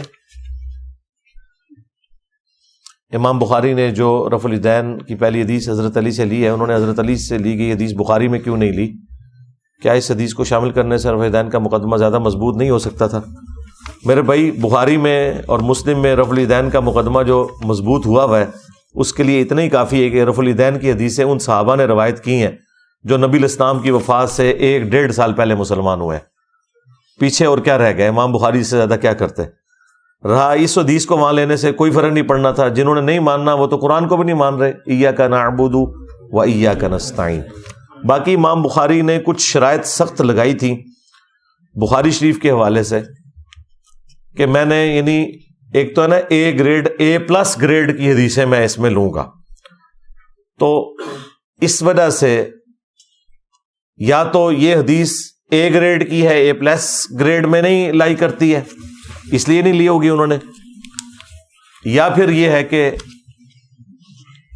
جس طرح امام مسلم نے مسلم شریف کے اندر لکھا ہے کہ میرا یہ دعویٰ نہیں ہے کہ جتنی صحیح حدیثیں ہیں وہ میں نے مسلم میں لے لی ہیں، البتہ میں نے وہ حدیثیں مسلم میں لی ہیں جن کی صحت کے اوپر علماء کا، اہل سنت کا اتفاق تھا. تو ظاہر ہے کہ ترمذی میں کئی حدیثیں ایسی ہیں جن میں امام ترمذی نے ساتھ لکھا ہے کہ میں نے اپنے استاد امام بخاری سے جب اس حدیث کے بارے میں پوچھا تو انہوں نے فرمایا حدیث بالکل صحیح ہے. اب وہ حدیث بخاری میں تو نہیں ہے، ترمذی کے اندر ہے. تو ظاہر ہے کہ بخاری کہیں ختم بھی تو کرنی تھی نا. اب یہ ساری صحیح حدیثیں ایک جگہ جمع کی جاتی تو بخاری کئی جلدوں کی بن جاتی. تو امام بخاری نے ایک اوورآل ایک بلیو پرنٹ تو سنت کا آپ کے سامنے رکھ دیا نا. اکثر جمعہ کے خطبے کے دوران مولوی حضرات جعلی حدیثیں اور جھوٹی کہانیاں بیان کرتے ہیں. اس صورت میں ہمارا دل ان کے پیچھے نماز ادا کرنے پر مطمئن نہیں ہوتا. نہیں، نماز تو آپ ادا کریں، آپ جمعے کے بعد ان سے جا کے ملیں، پیار محبت سے انہیں کوئی گفٹ دیں، ان کی اصلاح کی کوشش کریں، بجائے یہ کہ آپ لوگ مسجد چھوڑ کے بھاگ جائیں گے. یہی تو وہ چاہتے ہیں. آج تک یہی ہوتا رہا کہ جسے بات سمجھ آئی یہ مسجد چھوڑ کے سائڈ پہ ہو گیا اور شیطان ننگا ناچتا رہے. اس طرح نہ کریں. آپ خاموشی کا بائیکاٹ کریں. میں نے آپ کی قرآن کلاس کے 10 پارے سن لیے ہیں اور حفظ بھی کر لیے ہیں. اب آپ مشکات بھی ریکارڈ کریں. مشکات ریکارڈ کرنے کی ضرورت نہیں میرے بھائی. مشکات سے زیادہ ریکارڈنگ قرآن کی 10 کلاسز میں 10 پاروں میں ہو چکی ہوئی ہے کہ جو کراس ریفرنس کے طور پہ آپ کو آیات اور احادیث چاہیے وہ میں آلریڈی قرآن کی تفسیر میں ساتھ بیان کرتا ہوں. ٹھیک ہے, ہاں یہ اب قرآن کی یہ والی تفسیر مکمل ہوئی تو پھر سوچیں گے. اسلام میں آپ نے درس قرآن دینا ہے, درس حدیث الگ سے دینے کی کوئی ضرورت نہیں ہے. قرآن ہماری ٹیکسٹ بک ہے, اس کے ذیل میں آپ نے حدیثیں بیان کرنی ہے, نہ کہ حدیث کو ٹاپک بنا کے ان معاملات کے اندر. اسی وجہ سے تو حضرت عمر پھر آپ کو پتا ہے کوڑا اٹھایا ہوا تھا انہوں نے, ایمفسائز قرآن کے اوپر کرنا ہے. بریلوی علماء گھرانے سے تعلق ہے, گھر والوں کو کیسے قائل کیا جائے؟ ان کے مطابق میں کافر ہوں. بس اسی طریقے سے ہی قائل کریں. انہیں کہیں کہ میں نے کیا جرم کیا ہے, تو ان کی زبان پہ ہوگا کہ آپ گستاخ ہو گئے ہو, تو چشتی رسول اللہ نکال کے سامنے رکھیں. سیدھی سی بات ہے. یہ ساری باتیں میں نے ریکارڈ کرا دی ہیں. یوٹیوب پہ میرا کلپ دیکھیں, فرقہ بازوں کو سمجھانے کا طریقہ, اور انٹرویو آف انجینئر محمد علی مرزا مجلس نمبر 50. کتنے لوگ ہیں آپ میں سے جنہوں نے یہ مجلس 50 دیکھی ہوئی ہے؟ وہ میری زندگی کی کمائی ہے. سب کچھ ریکارڈ کروا دیا کہ آپ نے کس طریقے سے معاملات کو لے کے چلنا ہے. اور دوسری مجلس 100, وہ کتنے لوگوں نے دیکھی ہوئی ہے؟ وہ زیادہ لوگوں نے دیکھی ہے. اس میں تو دعوت دینی کیا ہے, اور گدڑ سنگیاں جو ہے نا وہ مجلس 50 میں نے سکھا دی. سودی نظام اور رشوت خوری سسٹم کا حصہ ہے. ایسے سسٹم میں گزارا کیسے کیا جائے؟ جی آپ کپڑے اتار دیں اور پتے پہن کے جنگلوں میں چلے جائیں. گزارا اس طرح کیا جائے گا, لا یکلف اللہ نفسا الا وسعہا. آپ اپنے گیون سرکمسٹانسز میں جہاں تک بچ سکتے ہیں وہ بچیں. باقی جس کی زیادہ ذمہ داری ہے وہ زیادہ مجرم ہے. یعنی اس میں سب سے بڑی ذمہ داری تو ہمارے ان بڑوں کی ہے جو حکومت میں بیٹھے ہیں. اس طرح نیچے آئیں گے, آپ اپنے معاملات کو دیکھیں گے آپ کتنے اپنے سسٹم میں کہاں تک ایمانداری سے چل رہے ہیں. بس اس کے بعد آپ سے نہیں پوچھا جائے گا, صرف آپ جتنا کر سکتے ہیں نا وہ پوچھا جائے گا. پھول اور مسحری وغیرہ میلاد کے موقع پر بیچنا جائز ہے؟ جیسا کہ ہم سارا سال یہ کاروبار کرتے ہیں شادی بیاہ کے لیے. جی جائز ہے. وہ اس کا کیا یوز کرتے ہیں یہ ان کے اوپر ہے. آپ تو پھول بیچ رہے ہیں, بیچتے رہیں, کوئی مسئلہ نہیں. اس طریقے سے میلاد یا محرم پہ کوئی دیگ پکواتا ہے آپ سے, ضرور پکوائیں, وہ تو آپ کا کاروبار ہے, کیوں نہیں کریں گے. صحابہ کرام کی توہین کرنے والوں کے خلاف قانون پاس ہوا ہے. یار یہ قانون پہلے سے ہی موجود تھا. 295B-C تو نبی الاسلام سے متعلق تھا نا. 295B اور A اور 298A یہ موجود تھے سارے, صرف سزا بڑھائی ہے. وہ بھی اب صدر صاحب نے اس کو بھی واپس کر دیا. اب اگلی اسمبلی جب بھی الیکشن ہوں گے پھر آگے معاملات. میری اس کے اوپر رائے یہی ہے کہ قانون پہلے موجود تھا, 10 سال کی سزا کوئی تھوڑی نہیں ہے, لیکن آج تک اس میں سے نکلا کچھ بھی نہیں ہے. 295C سے کچھ نہیں نکلا, تو اس سے کیا نکلنا تھا؟ آپ لوگوں کو ایجوکیٹ کریں کہ لوگ گستاخیاں نہ کریں, اور یہ آپ نہیں کر سکیں گے. اس کی وجہ یہ ہے کہ بریلویوں کے نزدیک اہل حدیث گستاخ رسول ہیں. ان سے پوچھے تو وہ کہیں گے کہ بریلوی اللہ کے گستاخ ہیں, بریلوی اللہ کے بھی گستاخ. وہ یاد آیا وہ مناظرے الفاظ, تو پتہ نہیں کہ کچھ. سیدنا عمر کے متعلق بعض روایات میں آیا کہ انہوں نے اپنی وراثت میں بے شمار مال چھوڑا. نہیں, ان کی وراثت کے بارے میں تو احادیث میں ان کے بارے میں تو نہیں, باقی حضرت زبیر کے بارے میں آیا تھا. ایک روایت سیدہ عائشہ سے ہے جس کے مطابق رضاعت صرف چھوٹی عمر کی معتبر ہے. پھر وہ کیسے رضاعت کبیر کا فتویٰ دیا کرتی تھیں؟ نہیں, اس سے رجوع کر لیا ہوا انہوں نے. یہ پرانی بات ہے میرے بھائی. کرپٹو ٹریڈنگ کرنا کیسا ہے؟ بچ جاؤ جی, نہیں تو اندر ہو جاؤ گے. کال سینٹر جاب کرنا, کیونکہ اس میں اپنی شناخت پوشیدہ رکھی جاتی ہے. شناخت پوشیدہ رکھنا ایک معاملہ علیحدہ ہے, آپ کسی کو دھوکہ نہ دے رہے ہوں کاروبار میں, وہ اصل چیز ہے. اس طرح کے ڈمی نیم تو ہو سکتے ہیں, ایجنسیز میں بھی ہوتے ہیں لوگوں کے, اس سے فرق نہیں پڑتا, کام آپ کیا کر رہے ہیں وہ اصل امپورٹنٹ ہے. سگریٹ فیکٹری کی کمائی جائز ہے؟ بالکل کوئی جائز نہیں ہے جی, کسی کو پوچھنے والی بات ہے. سگریٹ کے اوپر تفصیلی ویڈیو میری ریکارڈ ہے. اگر اپنے والدین کے سال ثواب کے لیے نوافل ادا کریں تو کیا پہلے نوافل کا اصال ثواب نبی الاسلام کو کریں؟ کوئی اصال ثواب اس طریقے سے کرنا ثابت نہیں ہے. آپ جو کچھ کریں گے ماں باپ کو آٹومیٹکلی ثواب ملے گا, اور نبی الاسلام کو تو پوری امت کے اعمال کا ثواب ویسے ہی ملتا ہے, کیونکہ ان کی وجہ سے اللہ تعالیٰ نے ہمیں ہدایت دی ہے. تو ان کے لیے تو قرآن میں ہے نا کہ آپ کے لیے ایک ایسا اجر ہے جو نہ ختم ہونے والا ہے. تو باقی ایصال ثواب کے 10 طریقے میری ویڈیو دیکھ لیں. ماں باپ زندہ ہو یا مردہ، ماں باپ کو اولاد کے نیک اعمال کا ثواب ملتا ہے. مدینہ شریف حاضری کے لیے نبی الاسلام سے مختلف کلاموں میں استغاثہ کیا جاتا ہے. مثلا بلا لو پھر مجھے اے شاہ بحر و بر مدینے میں. اس کا آغاز کیسے ہوا؟ بس یہ شاعری سے ہی آغاز ہوا ہے نا جی. اس کا قرآن و سنت سے تو کوئی لینا دینا نہیں ہے. یا رسول اللہ پر عقیدہ، صحیح عقیدہ کیا ہے؟ یا رسول اللہ کیا منکر نہیں ہے؟ المدد یا رسول اللہ، یا نبی الاسلام سے استعانت کرنا، وہ وائلیشن ہے ایاک نستعین کی، وہ اللہ تعالیٰ کے ساتھ خاص ہے. تو غلوف کی وجہ سے ہوا. تمام فرقوں والے ایک دوسرے کو کافر کہتے ہیں، پھر ان سب کے ساتھ تجارت بھی کرتے ہیں. ان کا تجارت کرنا کیسا ہے؟ وہ تجارت تو پھر آپ کو سنائیں گے نا. نبی الاسلام نے یہودیوں کے ساتھ بھی لین دین کیا ہے، اور جب کھانے پینے کی باری آئے گی تو اس طرح ہی کریں گے. یہ حقیقت بات ہے. کسی دکان کے اوپر تو نہیں لکھا ہوتا کہ یہاں سے صرف بریلوی سودا خرید سکتے ہیں، باقیوں کو نہیں دیا جائے گا. جہاں دنیا کا نفع ہوتا ہے وہاں یہ سارا اتحاد امت ان کا ہوا ہے.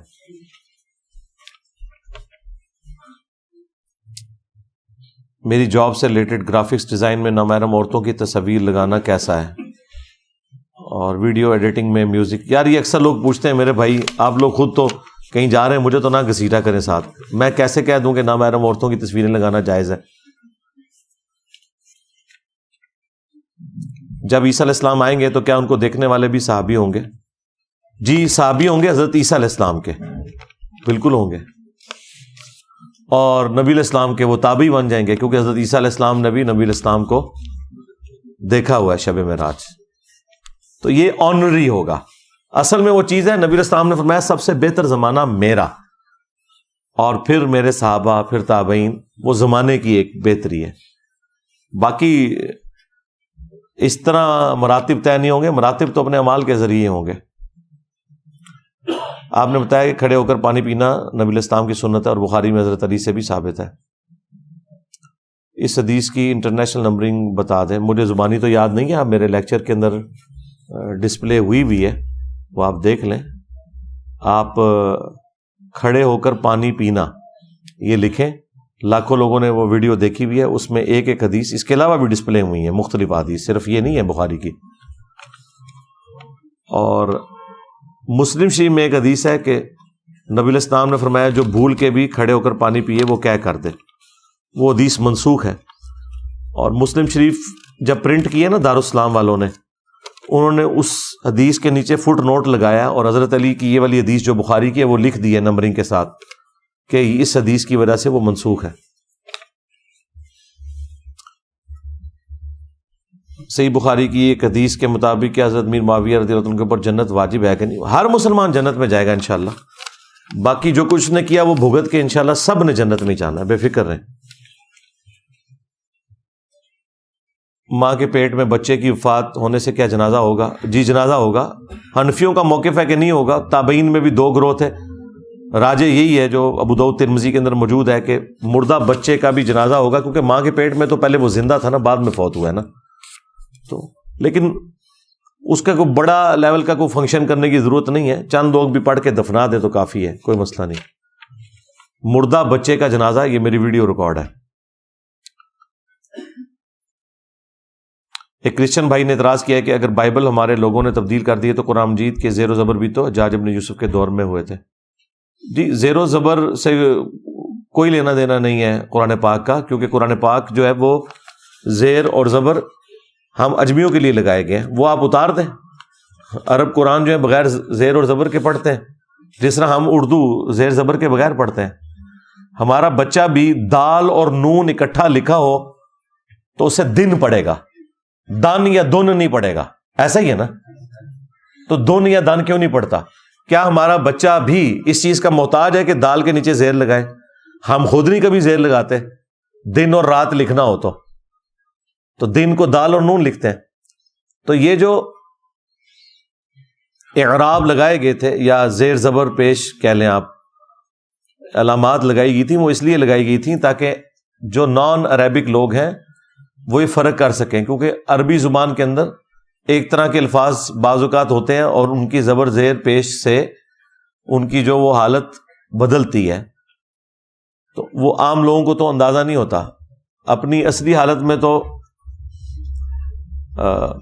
حالت رفع میں چیزیں پائی جاتی ہیں. مثلا لفظ نبی علیہ السلام کا جو مبارک نام ہے محمدن، یہ لفظ ہے محمدن.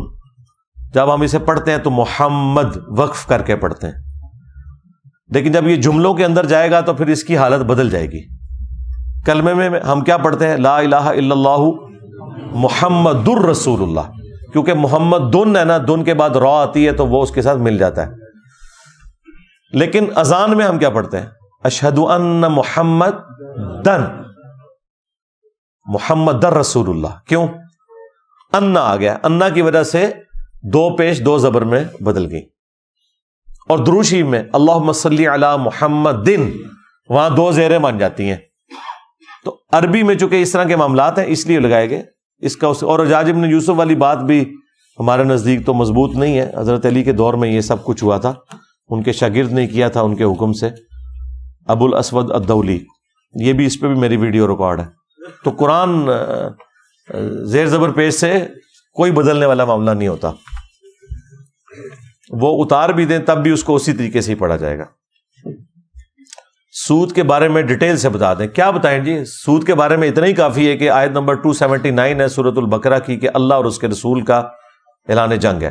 باقی سود کیا کیا چیز ہے؟ پیسے کے بدلے پیسہ سود ہے. اسلامک بینکنگ آپ یہ لکھیں یوٹیوب کے اوپر، ہر حوالے سے میری تفصیلی ویڈیو آپ کے سامنے آ جائیں گی. انٹرنیٹ کا کاروبار کیسا ہے؟ ٹھیک ہے جی، انٹرنیٹ کا یوز اگر کوئی غلط کرتا ہے وہ اس کا اپنا معاملہ ہے، کاروبار تو درست ہے. قوالی میں دھمال یا ہوش سے باہر ہو جانے کی کیا حقیقت ہے؟ یہ ایک سائنٹیفک فینومینا ہے، ہو جاتا ہے ایسے. وہ قوالی ہو، کوئی میوزک ہو، یہ ایک سائنٹیفک فینومینا ہے، ایک نیچرل فینومینا ہے، ریزوننس کا یہ ہو جاتا ہے. اس کا کوئی دین کے ساتھ کوئی تعلق نہیں ہے. ہاں جی. کافر اور مشرک میں کیا فرق ہے؟ ہندو یا کوئی اور بت پرست بھی کافر ہے؟ دیکھیں، کافر تو سارے ہی کے سارے ہیں اس حوالے سے کہ جنہوں نے نبی علیہ السلام کی نبوت کا انکار کیا. مشرک ٹرم جو ہے وہ چھوٹی ہے کافر کے مقابلے پہ. جو شرک ہے وہ تو اللہ تعالیٰ کی ذات اور صفات کے اعتبار سے، وہ تو مسلمانوں میں بھی ایسے لوگ موجود ہیں جو شرک کر رہے ہیں، لیکن ہم انہیں کلمہ گو مشرک کہتے ہیں. ان کو ہم کافر مشرک نہیں کہتے، چونکہ وہ اللہ رسول آخرت کے ماننے والے ہیں. کہیں ان کو کوئی غلطی لگی ہوئی ہے. اب اس طرح کے نان مسلم بھی موجود ہیں جو اللہ کے ساتھ شریک نہیں ٹھہرا رہے کسی اور ہستی کو، لیکن نبی علیہ السلام کا انہوں نے انکار کیا ہوا، تو ہم انہیں کافر کہیں گے، مشرک وہ نہیں ہوں گے. تو اللہ تعالیٰ کی ذات اور صفات میں جو شریک کرنے والے ہیں وہ مشرک ہیں، اور جو اللہ رسول آخرت کسی بھی چیز کا مطلقاً انکار کرنے والے یا اس میں سے کسی ضروریات دین کا انکار کرنے والے لوگ وہ کافر ہیں. تو مختصر آپ یہ سمجھ لیں کہ جتنے بھی نان مسلم ہیں وہ سب کے سب کافر ہیں. باقی اس کی جو ایک منطقی بحثیں جو غامدی صاحب کرتے ہیں وہ عام بندے کی ضرورت ہی نہیں ہے. آپ کے لیے بس اتنا ہی کافی ہے. بال بیچنا کیسا ہے؟ بال ناخن کاٹ کر دفنانے چاہیے؟ دفنا دیں، دفنانے کی یہ ماڈرن فارم ہے. اگر نالی میں بھی آپ بہاتے ہیں تو وہ ظاہر ہے الٹیمیٹلی ڈسپوز آف ہی ہو جاتے ہیں. یہ ضروری نہیں ہے کہ ان کو کوئی دفنانا ہے آپ نے، مطلب پبلک ڈومین سے باہر نکال دینا. باقی بال بیچنا تو ناجائز ہے جی، اس کی کوئی انسانی اعضاء بیچ نہیں سکتے. ہاں ویسے آپ نے ڈونیٹ کرنے ہیں وہ ایک معاملہ علیحدہ ہے، کسی کام کے لیے اگر استعمال ہوتے ہوں وہ. لیکن اس میں بھی اب جو بال کی وگ بنانا اوریجنل بالوں کی، وہ تو صحیح مسلم کے اندر حدیث ہے کہ نبی علیہ السلام نے منع فرمایا ہے. سنتھیٹک بالوں کی ہو سکتی ہے، اوریجنل بالوں کی نہیں. جو غیر مسلم فلاحی فنڈنگ کرتے ہیں ان کے ساتھ آخرت میں کیا معاملہ ہوگا؟ کیا انہیں اجر ملے گا؟ دنیا میں تو اجر مل جاتا ہے ان کو، ان کے لیے دنیا کا اجر تو ہے نا کہ لوگ ان کی تعریف کریں گے. آخرت کا تعلق میرے بھائی ہدایت کے ساتھ ہے، چاہے مسلمان ہے چاہے کافر ہے. جب تک وہ اللہ اور اس کے پیغمبر کی تعلیمات پہ عمل نہیں کرتا، آخرت کے بارے میں وہ چھوڑ دے. جو نماز روزہ حج زکوٰۃ کرنے والے لوگ ہیں ان کے بارے میں بھی آیا کہ اگر ریاکاری کے لیے کیا تو وہ پکڑے جائیں گے. مسند احمد میں حدیث ہے، جس نے دکھلاوے کے لیے روزہ رکھا اس نے شرک کیا، جس نے دکھلاوے کے لیے نماز پڑھی اس نے شرک کیا، جس نے دکھلاوے کے لیے صدقہ کیا اس نے شرک کیا. اور وہ مسلم کی جو مشہور حدیث ہے کہ ڈھیروں ڈھیر نماز روزہ حج زکوٰۃ کی نیکیاں لے کر قیامت والے دن ایک بندہ آئے گا لیکن اس نے حقوق العباد کے معاملے میں کمزوری دکھائی ہوگی، ایک ایک کر کے لوگ اس کی نیکیاں لے جائیں گے اور الٹیمیٹلی اسے جہنم میں پھینک دیا جائے گا. تو یہ تو میں کئی دفعہ بیان کر چکا ہوں. گھر سے بھاگ کر شادی کرنے والوں کے ساتھ کیا سلوک کرنا چاہیے؟ ہاں ان کو پیار سے بلائیں اور آفیشلی نکاح خاں کو بلا کے صحیح والا نکاح کروا دیں. یہی سلوک کرنا چاہیے، اور کیا کرنا چاہیے؟ ان کو مارنا ہے آپ نے؟ آنر کلنگ تو اسلام میں کوئی نہیں ہے. جب کبھی ماں باپ کو پتہ چل جائے کوئی ایسا معاملہ بن گیا تو اپنی جو ہے نا وہ عزت اسی صورت میں وہ بچا سکتے ہیں کہ اس معاملے کو آگے لے کے چلیں. الا یہ کہ وہ کوئی بچہ مطلب کوئی ایسا تخریب کار قسم کا بچہ یا بچی ہیں پھر اس میں کریں. باقی اگر کوئی دنیاوی کمزوری ہے، کوئی شکل پیاری نہیں ہے، کسی کا خاندان نیچا ہے، اس پہ آپ ٹالریٹ کر لیں. ہاں وہ اگر رہنا چاہ رہے ہیں ان کو رہنے دیں اور اجازت دے دیں. جیسا کہ حدیث میں نماز کے مختلف طریقے بیان کیے گئے ہیں جو درست بھی ہیں، اگر والدین بغیر رفع نہیں کتنے طریقے بیان کیے گئے ہیں، یہ آپ کے والدین نے ہی آپ کو بتایا کیونکہ انہوں نے کچھ پڑھا ہی نہیں ہوا تھا. طریقہ تو ایک ہی ہے نماز کا. باقی آپ یہ پوچھیں کہ جو والدین رفع دین نہ کرنے دیں تو انہیں کہیں کہ اماں ابا تسی تو شاہی کوئی نہیں. ہاں یہ کہا کریں انہیں. یہی جواب ہے ہمارے پاس. وہ پوچھے کیوں، انہیں کہیں جی بخاری مسلم میں حدیث ہے تم میں سے کوئی شخص مومن ہی نہیں ہو سکتا جب تک کہ میں اسے اس کے ماں باپ اولاد سب لوگوں سے بڑھ کر عزیز نہ ہو جاؤں. تو رسول اللہ کے مقابلے میں تو آپ شاہی کوئی نہیں ہے. ہاں انڈیا نے چندریال 3 چاند پر بھیجا، کیا اسلامی یا دنیاوی نقطہ نظر سے اس کا انسانیت کو کوئی فائدہ ہوگا؟ یہ نا انڈیا سے پہلے بھی اور لوگ جا چکے ہیں، مطلب فائدہ تو ہے، کیوں نہیں ہے؟ جب اس طرح کی چیزیں ایکسپلور ہوتی ہیں تو آپ کے علم میں اللہ تعالیٰ کی قدرتیں جو ہیں ان کو آپ کو پتہ چلتا ہے. ٹھیک ہے، ایک معاملہ اچھی چیز ہے.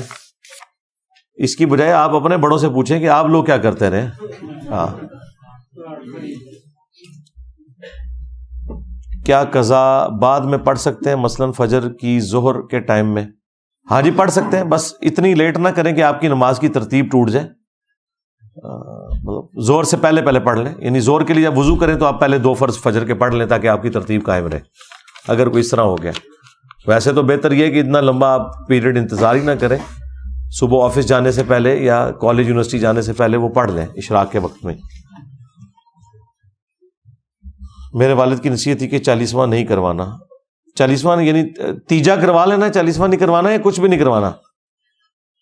لیکن میری والدہ نے سب کے ساتھ ضد کر کے ختم کروایا تھا. میں انہیں سمجھاتا رہا پر وہ نہیں مانی. ٹھیک ہے، تو وہ اس لیے نہیں مان رہی کہ وہ معاشرے کے پریشر میں. ہمارے ماں باپ کا دین کے ساتھ کوئی لینا دینا نہیں ہے، یہ بس نسلاً مسلمان تھے، اللہ تعالیٰ انہیں ہدایت دے، ہم تو بتا ہی سکتے ہیں. صرف نماز میں ہاتھ کا سہارا لے کر بیٹھنے سے منع کیا ہے. ہاں جی، وہ جو منع کرنے کا جو ابو داؤد میں ہے نا، وہ کوئی شخص کمر پہ یوں ہاتھ رکھ کے وہ سہارا لے، وہ والا منع ہے. یہ نہیں ہے. یہ صحیح بخاری میں عبداللہ بن عمر کا آپ نے لکھا ہے، بخاری میں 803 نمبر حدیث جو ہے اس کی ہیڈنگ میں لکھا ہے کہ عبداللہ بن عمر جو ہے وہ سجدے میں جاتے وقت پہلے ہاتھ لگاتے تھے اور پھر گھٹنے لگاتے تھے. تو یہ جو سہارا والا جو ہے نا اس پوزیشن کا، اس کا میں نے تفصیل سے نماز والے لیکچر میں بتایا ہوا ہے 70A مسئلے کے اندر. اس طرح کوئی بھی نہیں کرتا آج کل. میں آپ کو وہ طریقہ بھی نہیں بتانا چاہتا کیونکہ آپ میں سے کوئی کر ہی نہیں رہا. ابو داؤد میں ہے کہ ہاتھوں سے پہلے گھٹنے لگا کر اونٹ کی طرح نہ بیٹھو. تو وہ روایت تو ضعیف ہے نا جی. اور اس سے جو اگلی روایت ہے اس میں تو ہے کہ پہلے ہاتھ لگاؤ اور پھر گھٹنے. وہ روایت بالکل صحیح ہے اور بخاری میں بھی 803 نمبر حدیث کی ہیڈنگ میں لکھا ہوا ہے. اسکول کالج میں بچوں کو رنگ و نسل دیکھ کر نمبر دینا کیسا ہے؟ یہ پتہ نہیں کون سے اسکول ہیں جن میں ایسے دیا جاتا ہے. ایسا تو نہیں ہوتا یار، ایسا تو کہیں نہیں ہوتا. آپ کے بورڈ کے پیپر جو لوگ چیک کر رہے ہوتے ہیں ان کو تو پتہ ہی نہیں ہوتا ہے کس بندے کا پیپر ہے، تو وہ کیسے رنگ و نسل دیکھتے ہیں؟ ہاں انڈیویجول لیول کے اوپر اسکول کے اندر اگر کوئی کر رہا ہے تو وہ کب تک کرے گا؟ میٹرک میں تو جا کے ساروں کا پول کھل جائے گا. یہ جو پرائیویٹ کالجز اسکولز کے اندر بچوں کو زبردستی پاس بھی کرتے ہیں تو بورڈ کے پیپر میں تو جا کے سمجھ لیں بورڈ کا جو پیپر ہے وہ تو قیامت کا دن ہی ہوتا ہے ان کے لیے. ہاں اس میں تو فیصلہ ہو جاتا ہے پھر. تو یہ دشمنی کر رہے ہیں لوگوں کے ساتھ جو لوگ اس طرح کی حرکتیں کر رہے ہوتے ہیں. میاں بیوی کی لڑائی ہوئی تھی گھر کے خرچے کی وجہ سے. جی زیادہ تر یہی ہوتا ہے. 1 سال ہو گیا آپس میں بولتے نہیں, علیحدگی بھی اختیار نہیں کر رہے, جس کی وجہ سے بچے رل گئے ہیں. کیا ان کا ایسے ساتھ رہنا جائز ہے؟ بڑی بات ہے یار, 1 سال کس طرح میاں بیوی ایک گھر میں رہتے ہوئے علیحدہ رہ سکتے ہیں؟ یہ میری سمجھ سے تو باہر ہے. یہ کوئی بڑا موڑزانہ ہی کیس ہے. ایک جگہ نہیں رہ رہے ہوں گے, ایک جگہ رہتے ہوئے کیسے ایسے ہو سکتا ہے کہ میاں بیوی جو ہیں وہ ایک جگہ رہ رہے ہیں اور 1 سال سے بولے نہ. اور تو خرچے کی وجہ سے پھر خرچہ چل ہی رہا ہے نا, تبھی 1 سال سے رہ رہے ہیں نا, پتے تو نہیں کھا رہے. زیادہ تر لڑائیاں جو ہے نا وہ خرچوں کی وجہ سے ہی ہوتی ہیں, اور دوسرے نمبر کے اوپر جو انا اور ضد ہے اس کی وجہ سے ہوتی ہے. باقی جو اس طرح کے معاملات ہیں ہم تو لوگوں کو سمجھا ہی سکتے ہیں صرف. یہ تو بالکل ایسا نہیں کرنا چاہیے, ظلم ہے. 3 دن سے زیادہ تو ناراض ہونے کی اسلام میں اجازت ہی نہیں ہے. کوئی شرعی وجہ ہے تو اس کو بھی دیکھا جائے. صحیح مسلم میں حدیث ہے کہ کسی مومن کے لیے یہ حلال نہیں ہے کہ وہ اپنی مومنہ بیوی سے بغض رکھے. میں تو اکثر اس کے اوپر بولتا رہتا ہوں, زیادہ تر مردوں کے اینڈ پہ خرابی ہوتی ہے, عورتوں کے اینڈ پہ تو بہت کم ہوتی ہے. باقی دونوں کو دیکھنا چاہیے, اللہ سے ڈریں.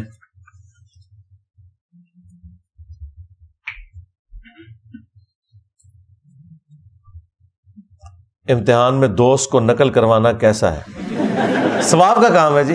ہاں اس کی دنیا بھی برباد کریں اور اپنی آخرت برباد کر لیں. آپ خدا کے لیے اللہ سے ڈریں, اس طرح کرنے کا کوئی فائدہ نہیں ہے. نقل کروانے سے کچھ بھی نہیں ہونا, گناہ ہے بالکل. یہ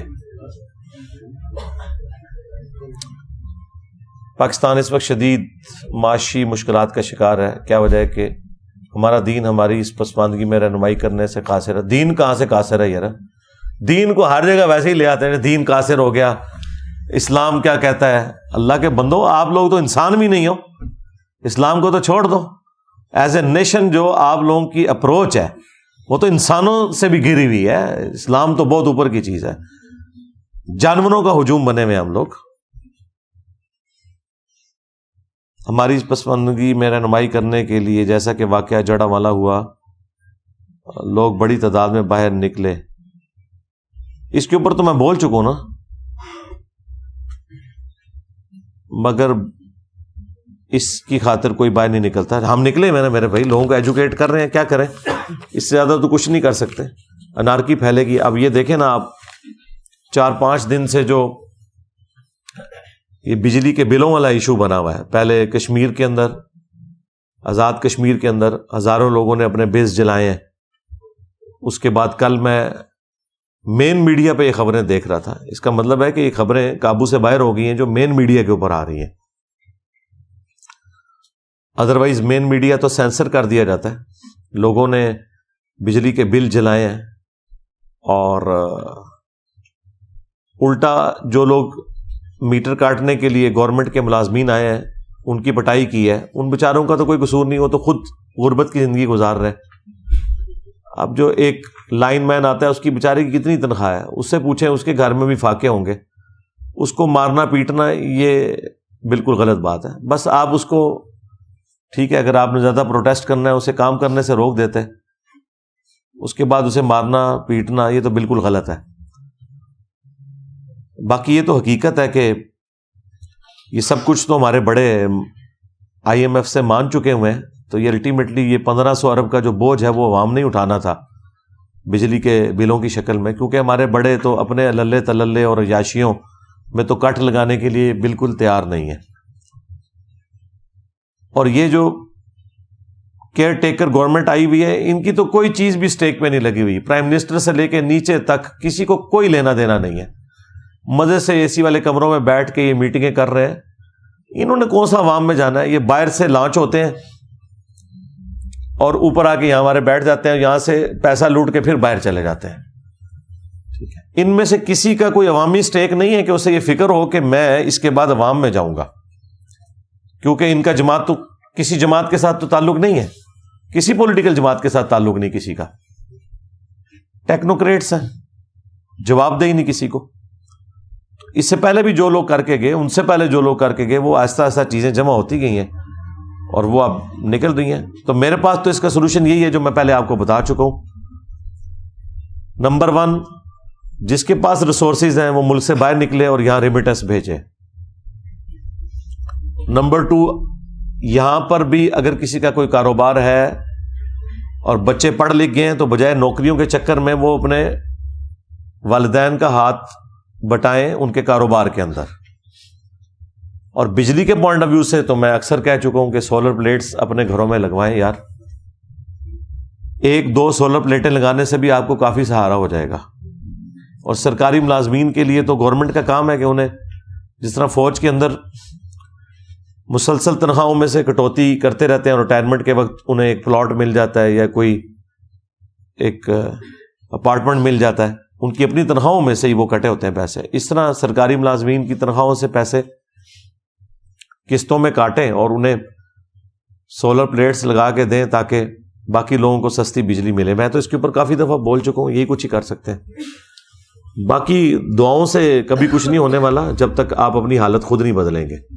ہاں، یہ تو بات کلیئر ہے. اگر آج تک نہیں تھی کلیئر تو اب تو کلیئر ہو جانی چاہیے. ہم وہی اپنی پرانی چیزیں لے کے بیٹھے ہوئے ہیں جناب کہ جی وہ اللہ کا خاص فضل ہے تو یہ ہے تو وہ ہے. یہ باتیں ان کو جچتی ہیں جن کا پیٹ بھرا ہوا ہے، جن کو پاکستان ایک سمجھ لیں جنت ہے ان کے لیے. پیسے والے لوگوں کے لیے تو جنت ہے، سیدھی سی بات ہے. جس کے پاس تھوڑا سا پیسہ ہے، پاکستان سے زیادہ سستا ملک ہی اس کے لیے کوئی نہیں ہے. جس کے پاس پیسہ ہے وہ اس پیسے کے ساتھ باہر کے ملکوں میں اتنی عیاشی نہیں کر سکتا جتنی ادھر کر سکتا ہے. تو ان کی تو کوئی چیز اسٹیک پہ نہیں لگی ہوئی، اس لیے وہ صرف آپ کو صبر و شکر کے بھاشن دے سکتے ہیں اور اس طرح کے معاملات کر سکتے ہیں. آپ نے اپنے معاملات خود ہی دیکھنے ہیں. باقی رہ گیا وہ کسی کے دماغ میں کوئی خونی انقلاب آ سکتا ہے یا اس طرح ہو سکتا ہے، تو وہ عمران خان صاحب کو بھی اب سمجھ آ گئی ہے. اس طرح نہیں ہوتا. ہم اس وقت بھی کہہ رہے تھے یار ایسے کیسے ہو سکتا ہے، یہ کوئی پرانے زمانے میں آپ رہ رہے ہیں. وہ جو انقلاب آتے تھے نا وہ امپائرز کے خلاف، شہنشاہوں کے خلاف آتے تھے انقلاب.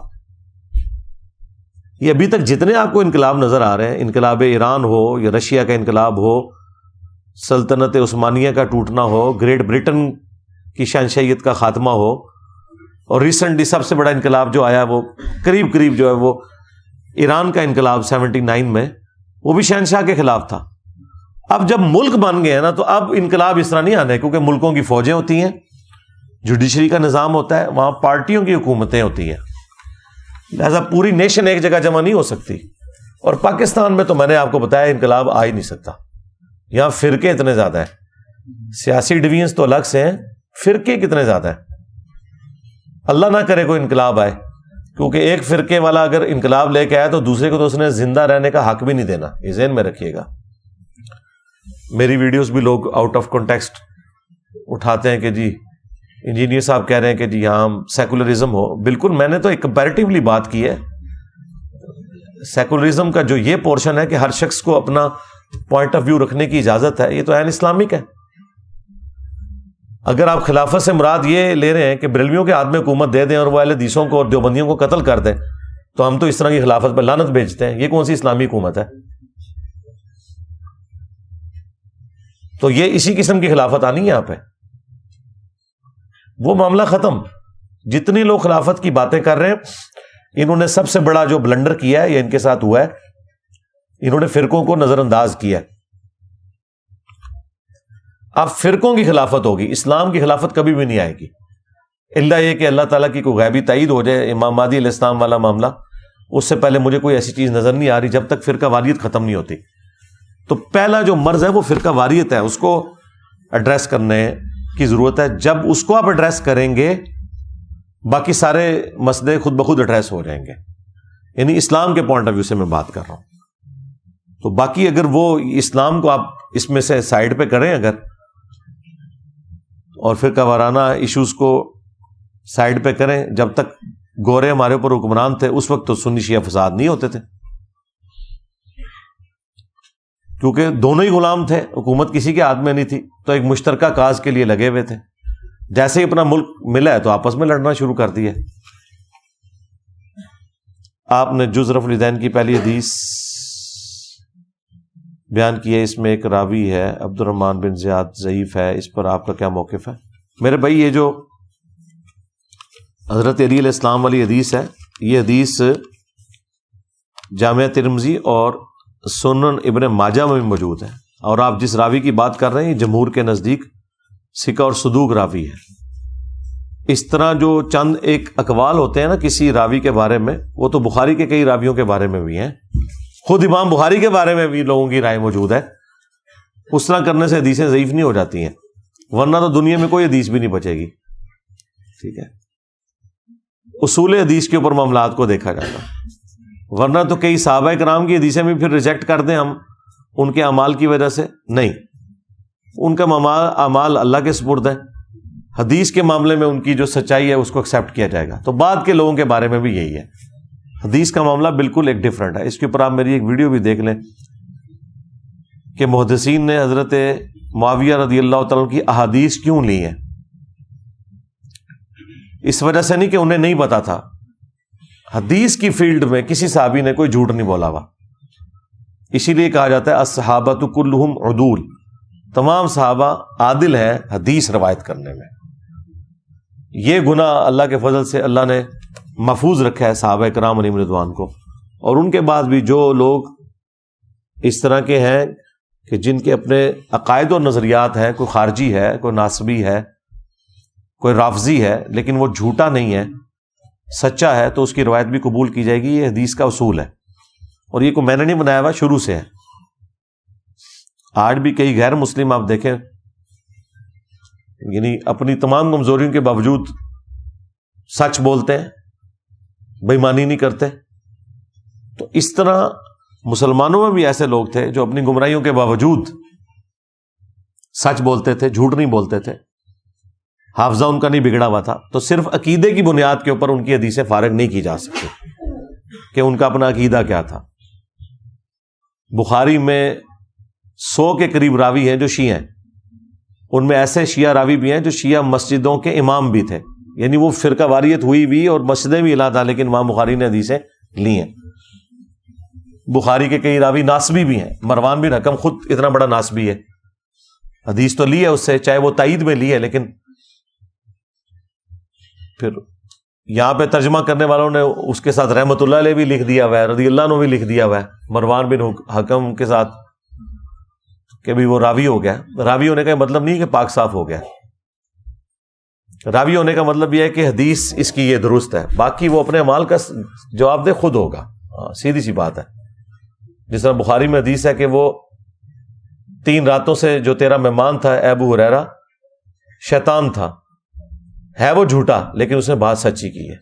ہاں، تو اگر شیطان بھی سچی بات کرے تو آپ لے سکتے ہیں۔ تو مسلمانوں میں سے بھی جو گمراہ لوگ صحیح بات آگے روایت کر رہے ہیں تو حدیث کی فیلڈ میں ان کی حدیث لی جاتی ہے، اس کے بغیر چارہ نہیں ہے۔ حدیث کی فیلڈ میں زیادہ ضروری چیز انسان کا سچا ہونا اور اس کے حافظے کا نہ بگڑنا ہے۔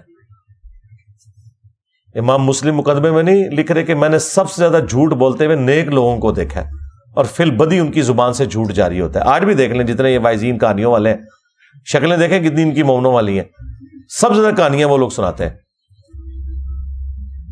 تو امام مسلم نے بھی صوفیوں کے اوپر ٹانٹ کیا تھا کہ میں نے سب سے زیادہ جھوٹ بولتے ہوئے نیک لوگوں کو دیکھا ہے۔ تو اب مجھے بتائیں، نیک ہونا کسی کا چاٹنا ہے؟ اس کا عقیدہ بھی ٹھیک ہے وہ جھوٹا، اپنے فرقے کو یا اپنے عقیدے کو اونچا کرنے کے لیے جھوٹ بول دیتا ہے، تو حدیث اس کی نہیں محدثین لیتے تھے۔ اور سائملٹینیس کنٹراسٹ یہ کہ بندہ بد عقیدہ تھا لیکن وہ جھوٹ نہیں بولتا تھا، اس کی حدیث لی ہے۔ اور یہ عقل بھی تقاضا کرتی ہے کہ جو جھوٹ نہ بولتا ہو، حافظہ نہ اس کا بگڑا ہوا ہو، اس کے اپنے ذاتی کردار اللہ کے سپرد، آپ اسے حدیث لیں گے۔ لیں جی، یہ پورا آپ کا تھدا اللہ کے فضل سے میں نے ختم کر دیا ہے۔ جتنی پرچیاں میرے پاس آئی تھیں وہ میں نے جو برکت کے لیے یہاں بیٹھنے والا معاملہ ہم کرتے ہیں وہ کور کر دیے۔ باقی تو پرچیاں آپ ابھی بھی اتنی اور لکھ کے آگے کر دیں گے، لیکن اس کا کوئی فائدہ نہیں ہے۔ اللہم انی اسألک بانک انت اللہ لا الہ الا انت الاحد الصمد الذي لم يلد ولم يولد ولم يكن له كفوا أحد وإلهكم إله واحد لا إله إلا هو الرحمن الرحيم ألف لام ميم الله لا إله إلا هو الحي القيوم اللهم صل على محمد وعلى آل محمد اللهم ربنا آتنا في الدنيا حسنة وفي الآخرة حسنة وقنا عذاب النار ربنا آتنا من لدنك رحمة وهيئ لنا من أمرنا رشدا اللهم أحسن عاقبتنا في الأمور كلها وأجرنا من خزي الدنيا وعذاب الآخرة اللهم اغفر لحينا وميتنا وشاهدنا وغائبنا وصغيرنا وكبيرنا وذكرنا وأنثانا اللهم من أحييته منا فأحيه على الإسلام ومن توفيته منا فتوفه على الإيمان۔ اے اللہ، جن جن بھلائیوں کا سوال تیرے محبوب صلی اللہ علیہ وآلہ وسلم نے تجھ سے کیا، ہمارے حق میں، ہمارے ماں باپ کے حق میں، ہمارے بیوی بچوں کے حق میں، پوری امت کے حق میں قبول و منظور فرما۔ جن جن چیزوں کے شر سے تیرے محبوب علیہ السلام نے تیری پناہ طلب کی، تمام مسلمانوں کو ان چیزوں کے شر سے اپنی پناہ عطا فرما۔ بالخصوص انڈیا، کشمیر، فلسطین، چائنا، عراق، یمن، شام، افغانستان، پاکستان میں جہاں کئی مسلمان کس پرسی کی زندگی گزار رہے ہیں، غیب سے ان کی عزت، آبرو، جان و مال کی حفاظت فرما۔ حاضرین کے دلوں میں جو جو نیک اور جائز دعائیں ہیں قبول فرما۔ جو بیمار ہیں یا ان کے رشتہ دار بیمار ہیں، شفا عطا فرما۔ جو فوت ہو چکے ان کی مغفرت فرما۔ اے اللہ، تمام مسلمانوں کی تمام دینی، دنیاوی، جسمانی، روحانی، ظاہری، باطنی پریشانیاں، تکلیف، مصیبتیں، دکھتا، بیماریاں، دشواریاں دور فرما۔ سبحان ربک رب العزت عما یصفون وسلام علی المرسلین والحمد للہ رب العالمین وصلی اللہ علی النبی الکریم وعلی آلہ واصحابہ اجمعین الی یوم الدین، آمین۔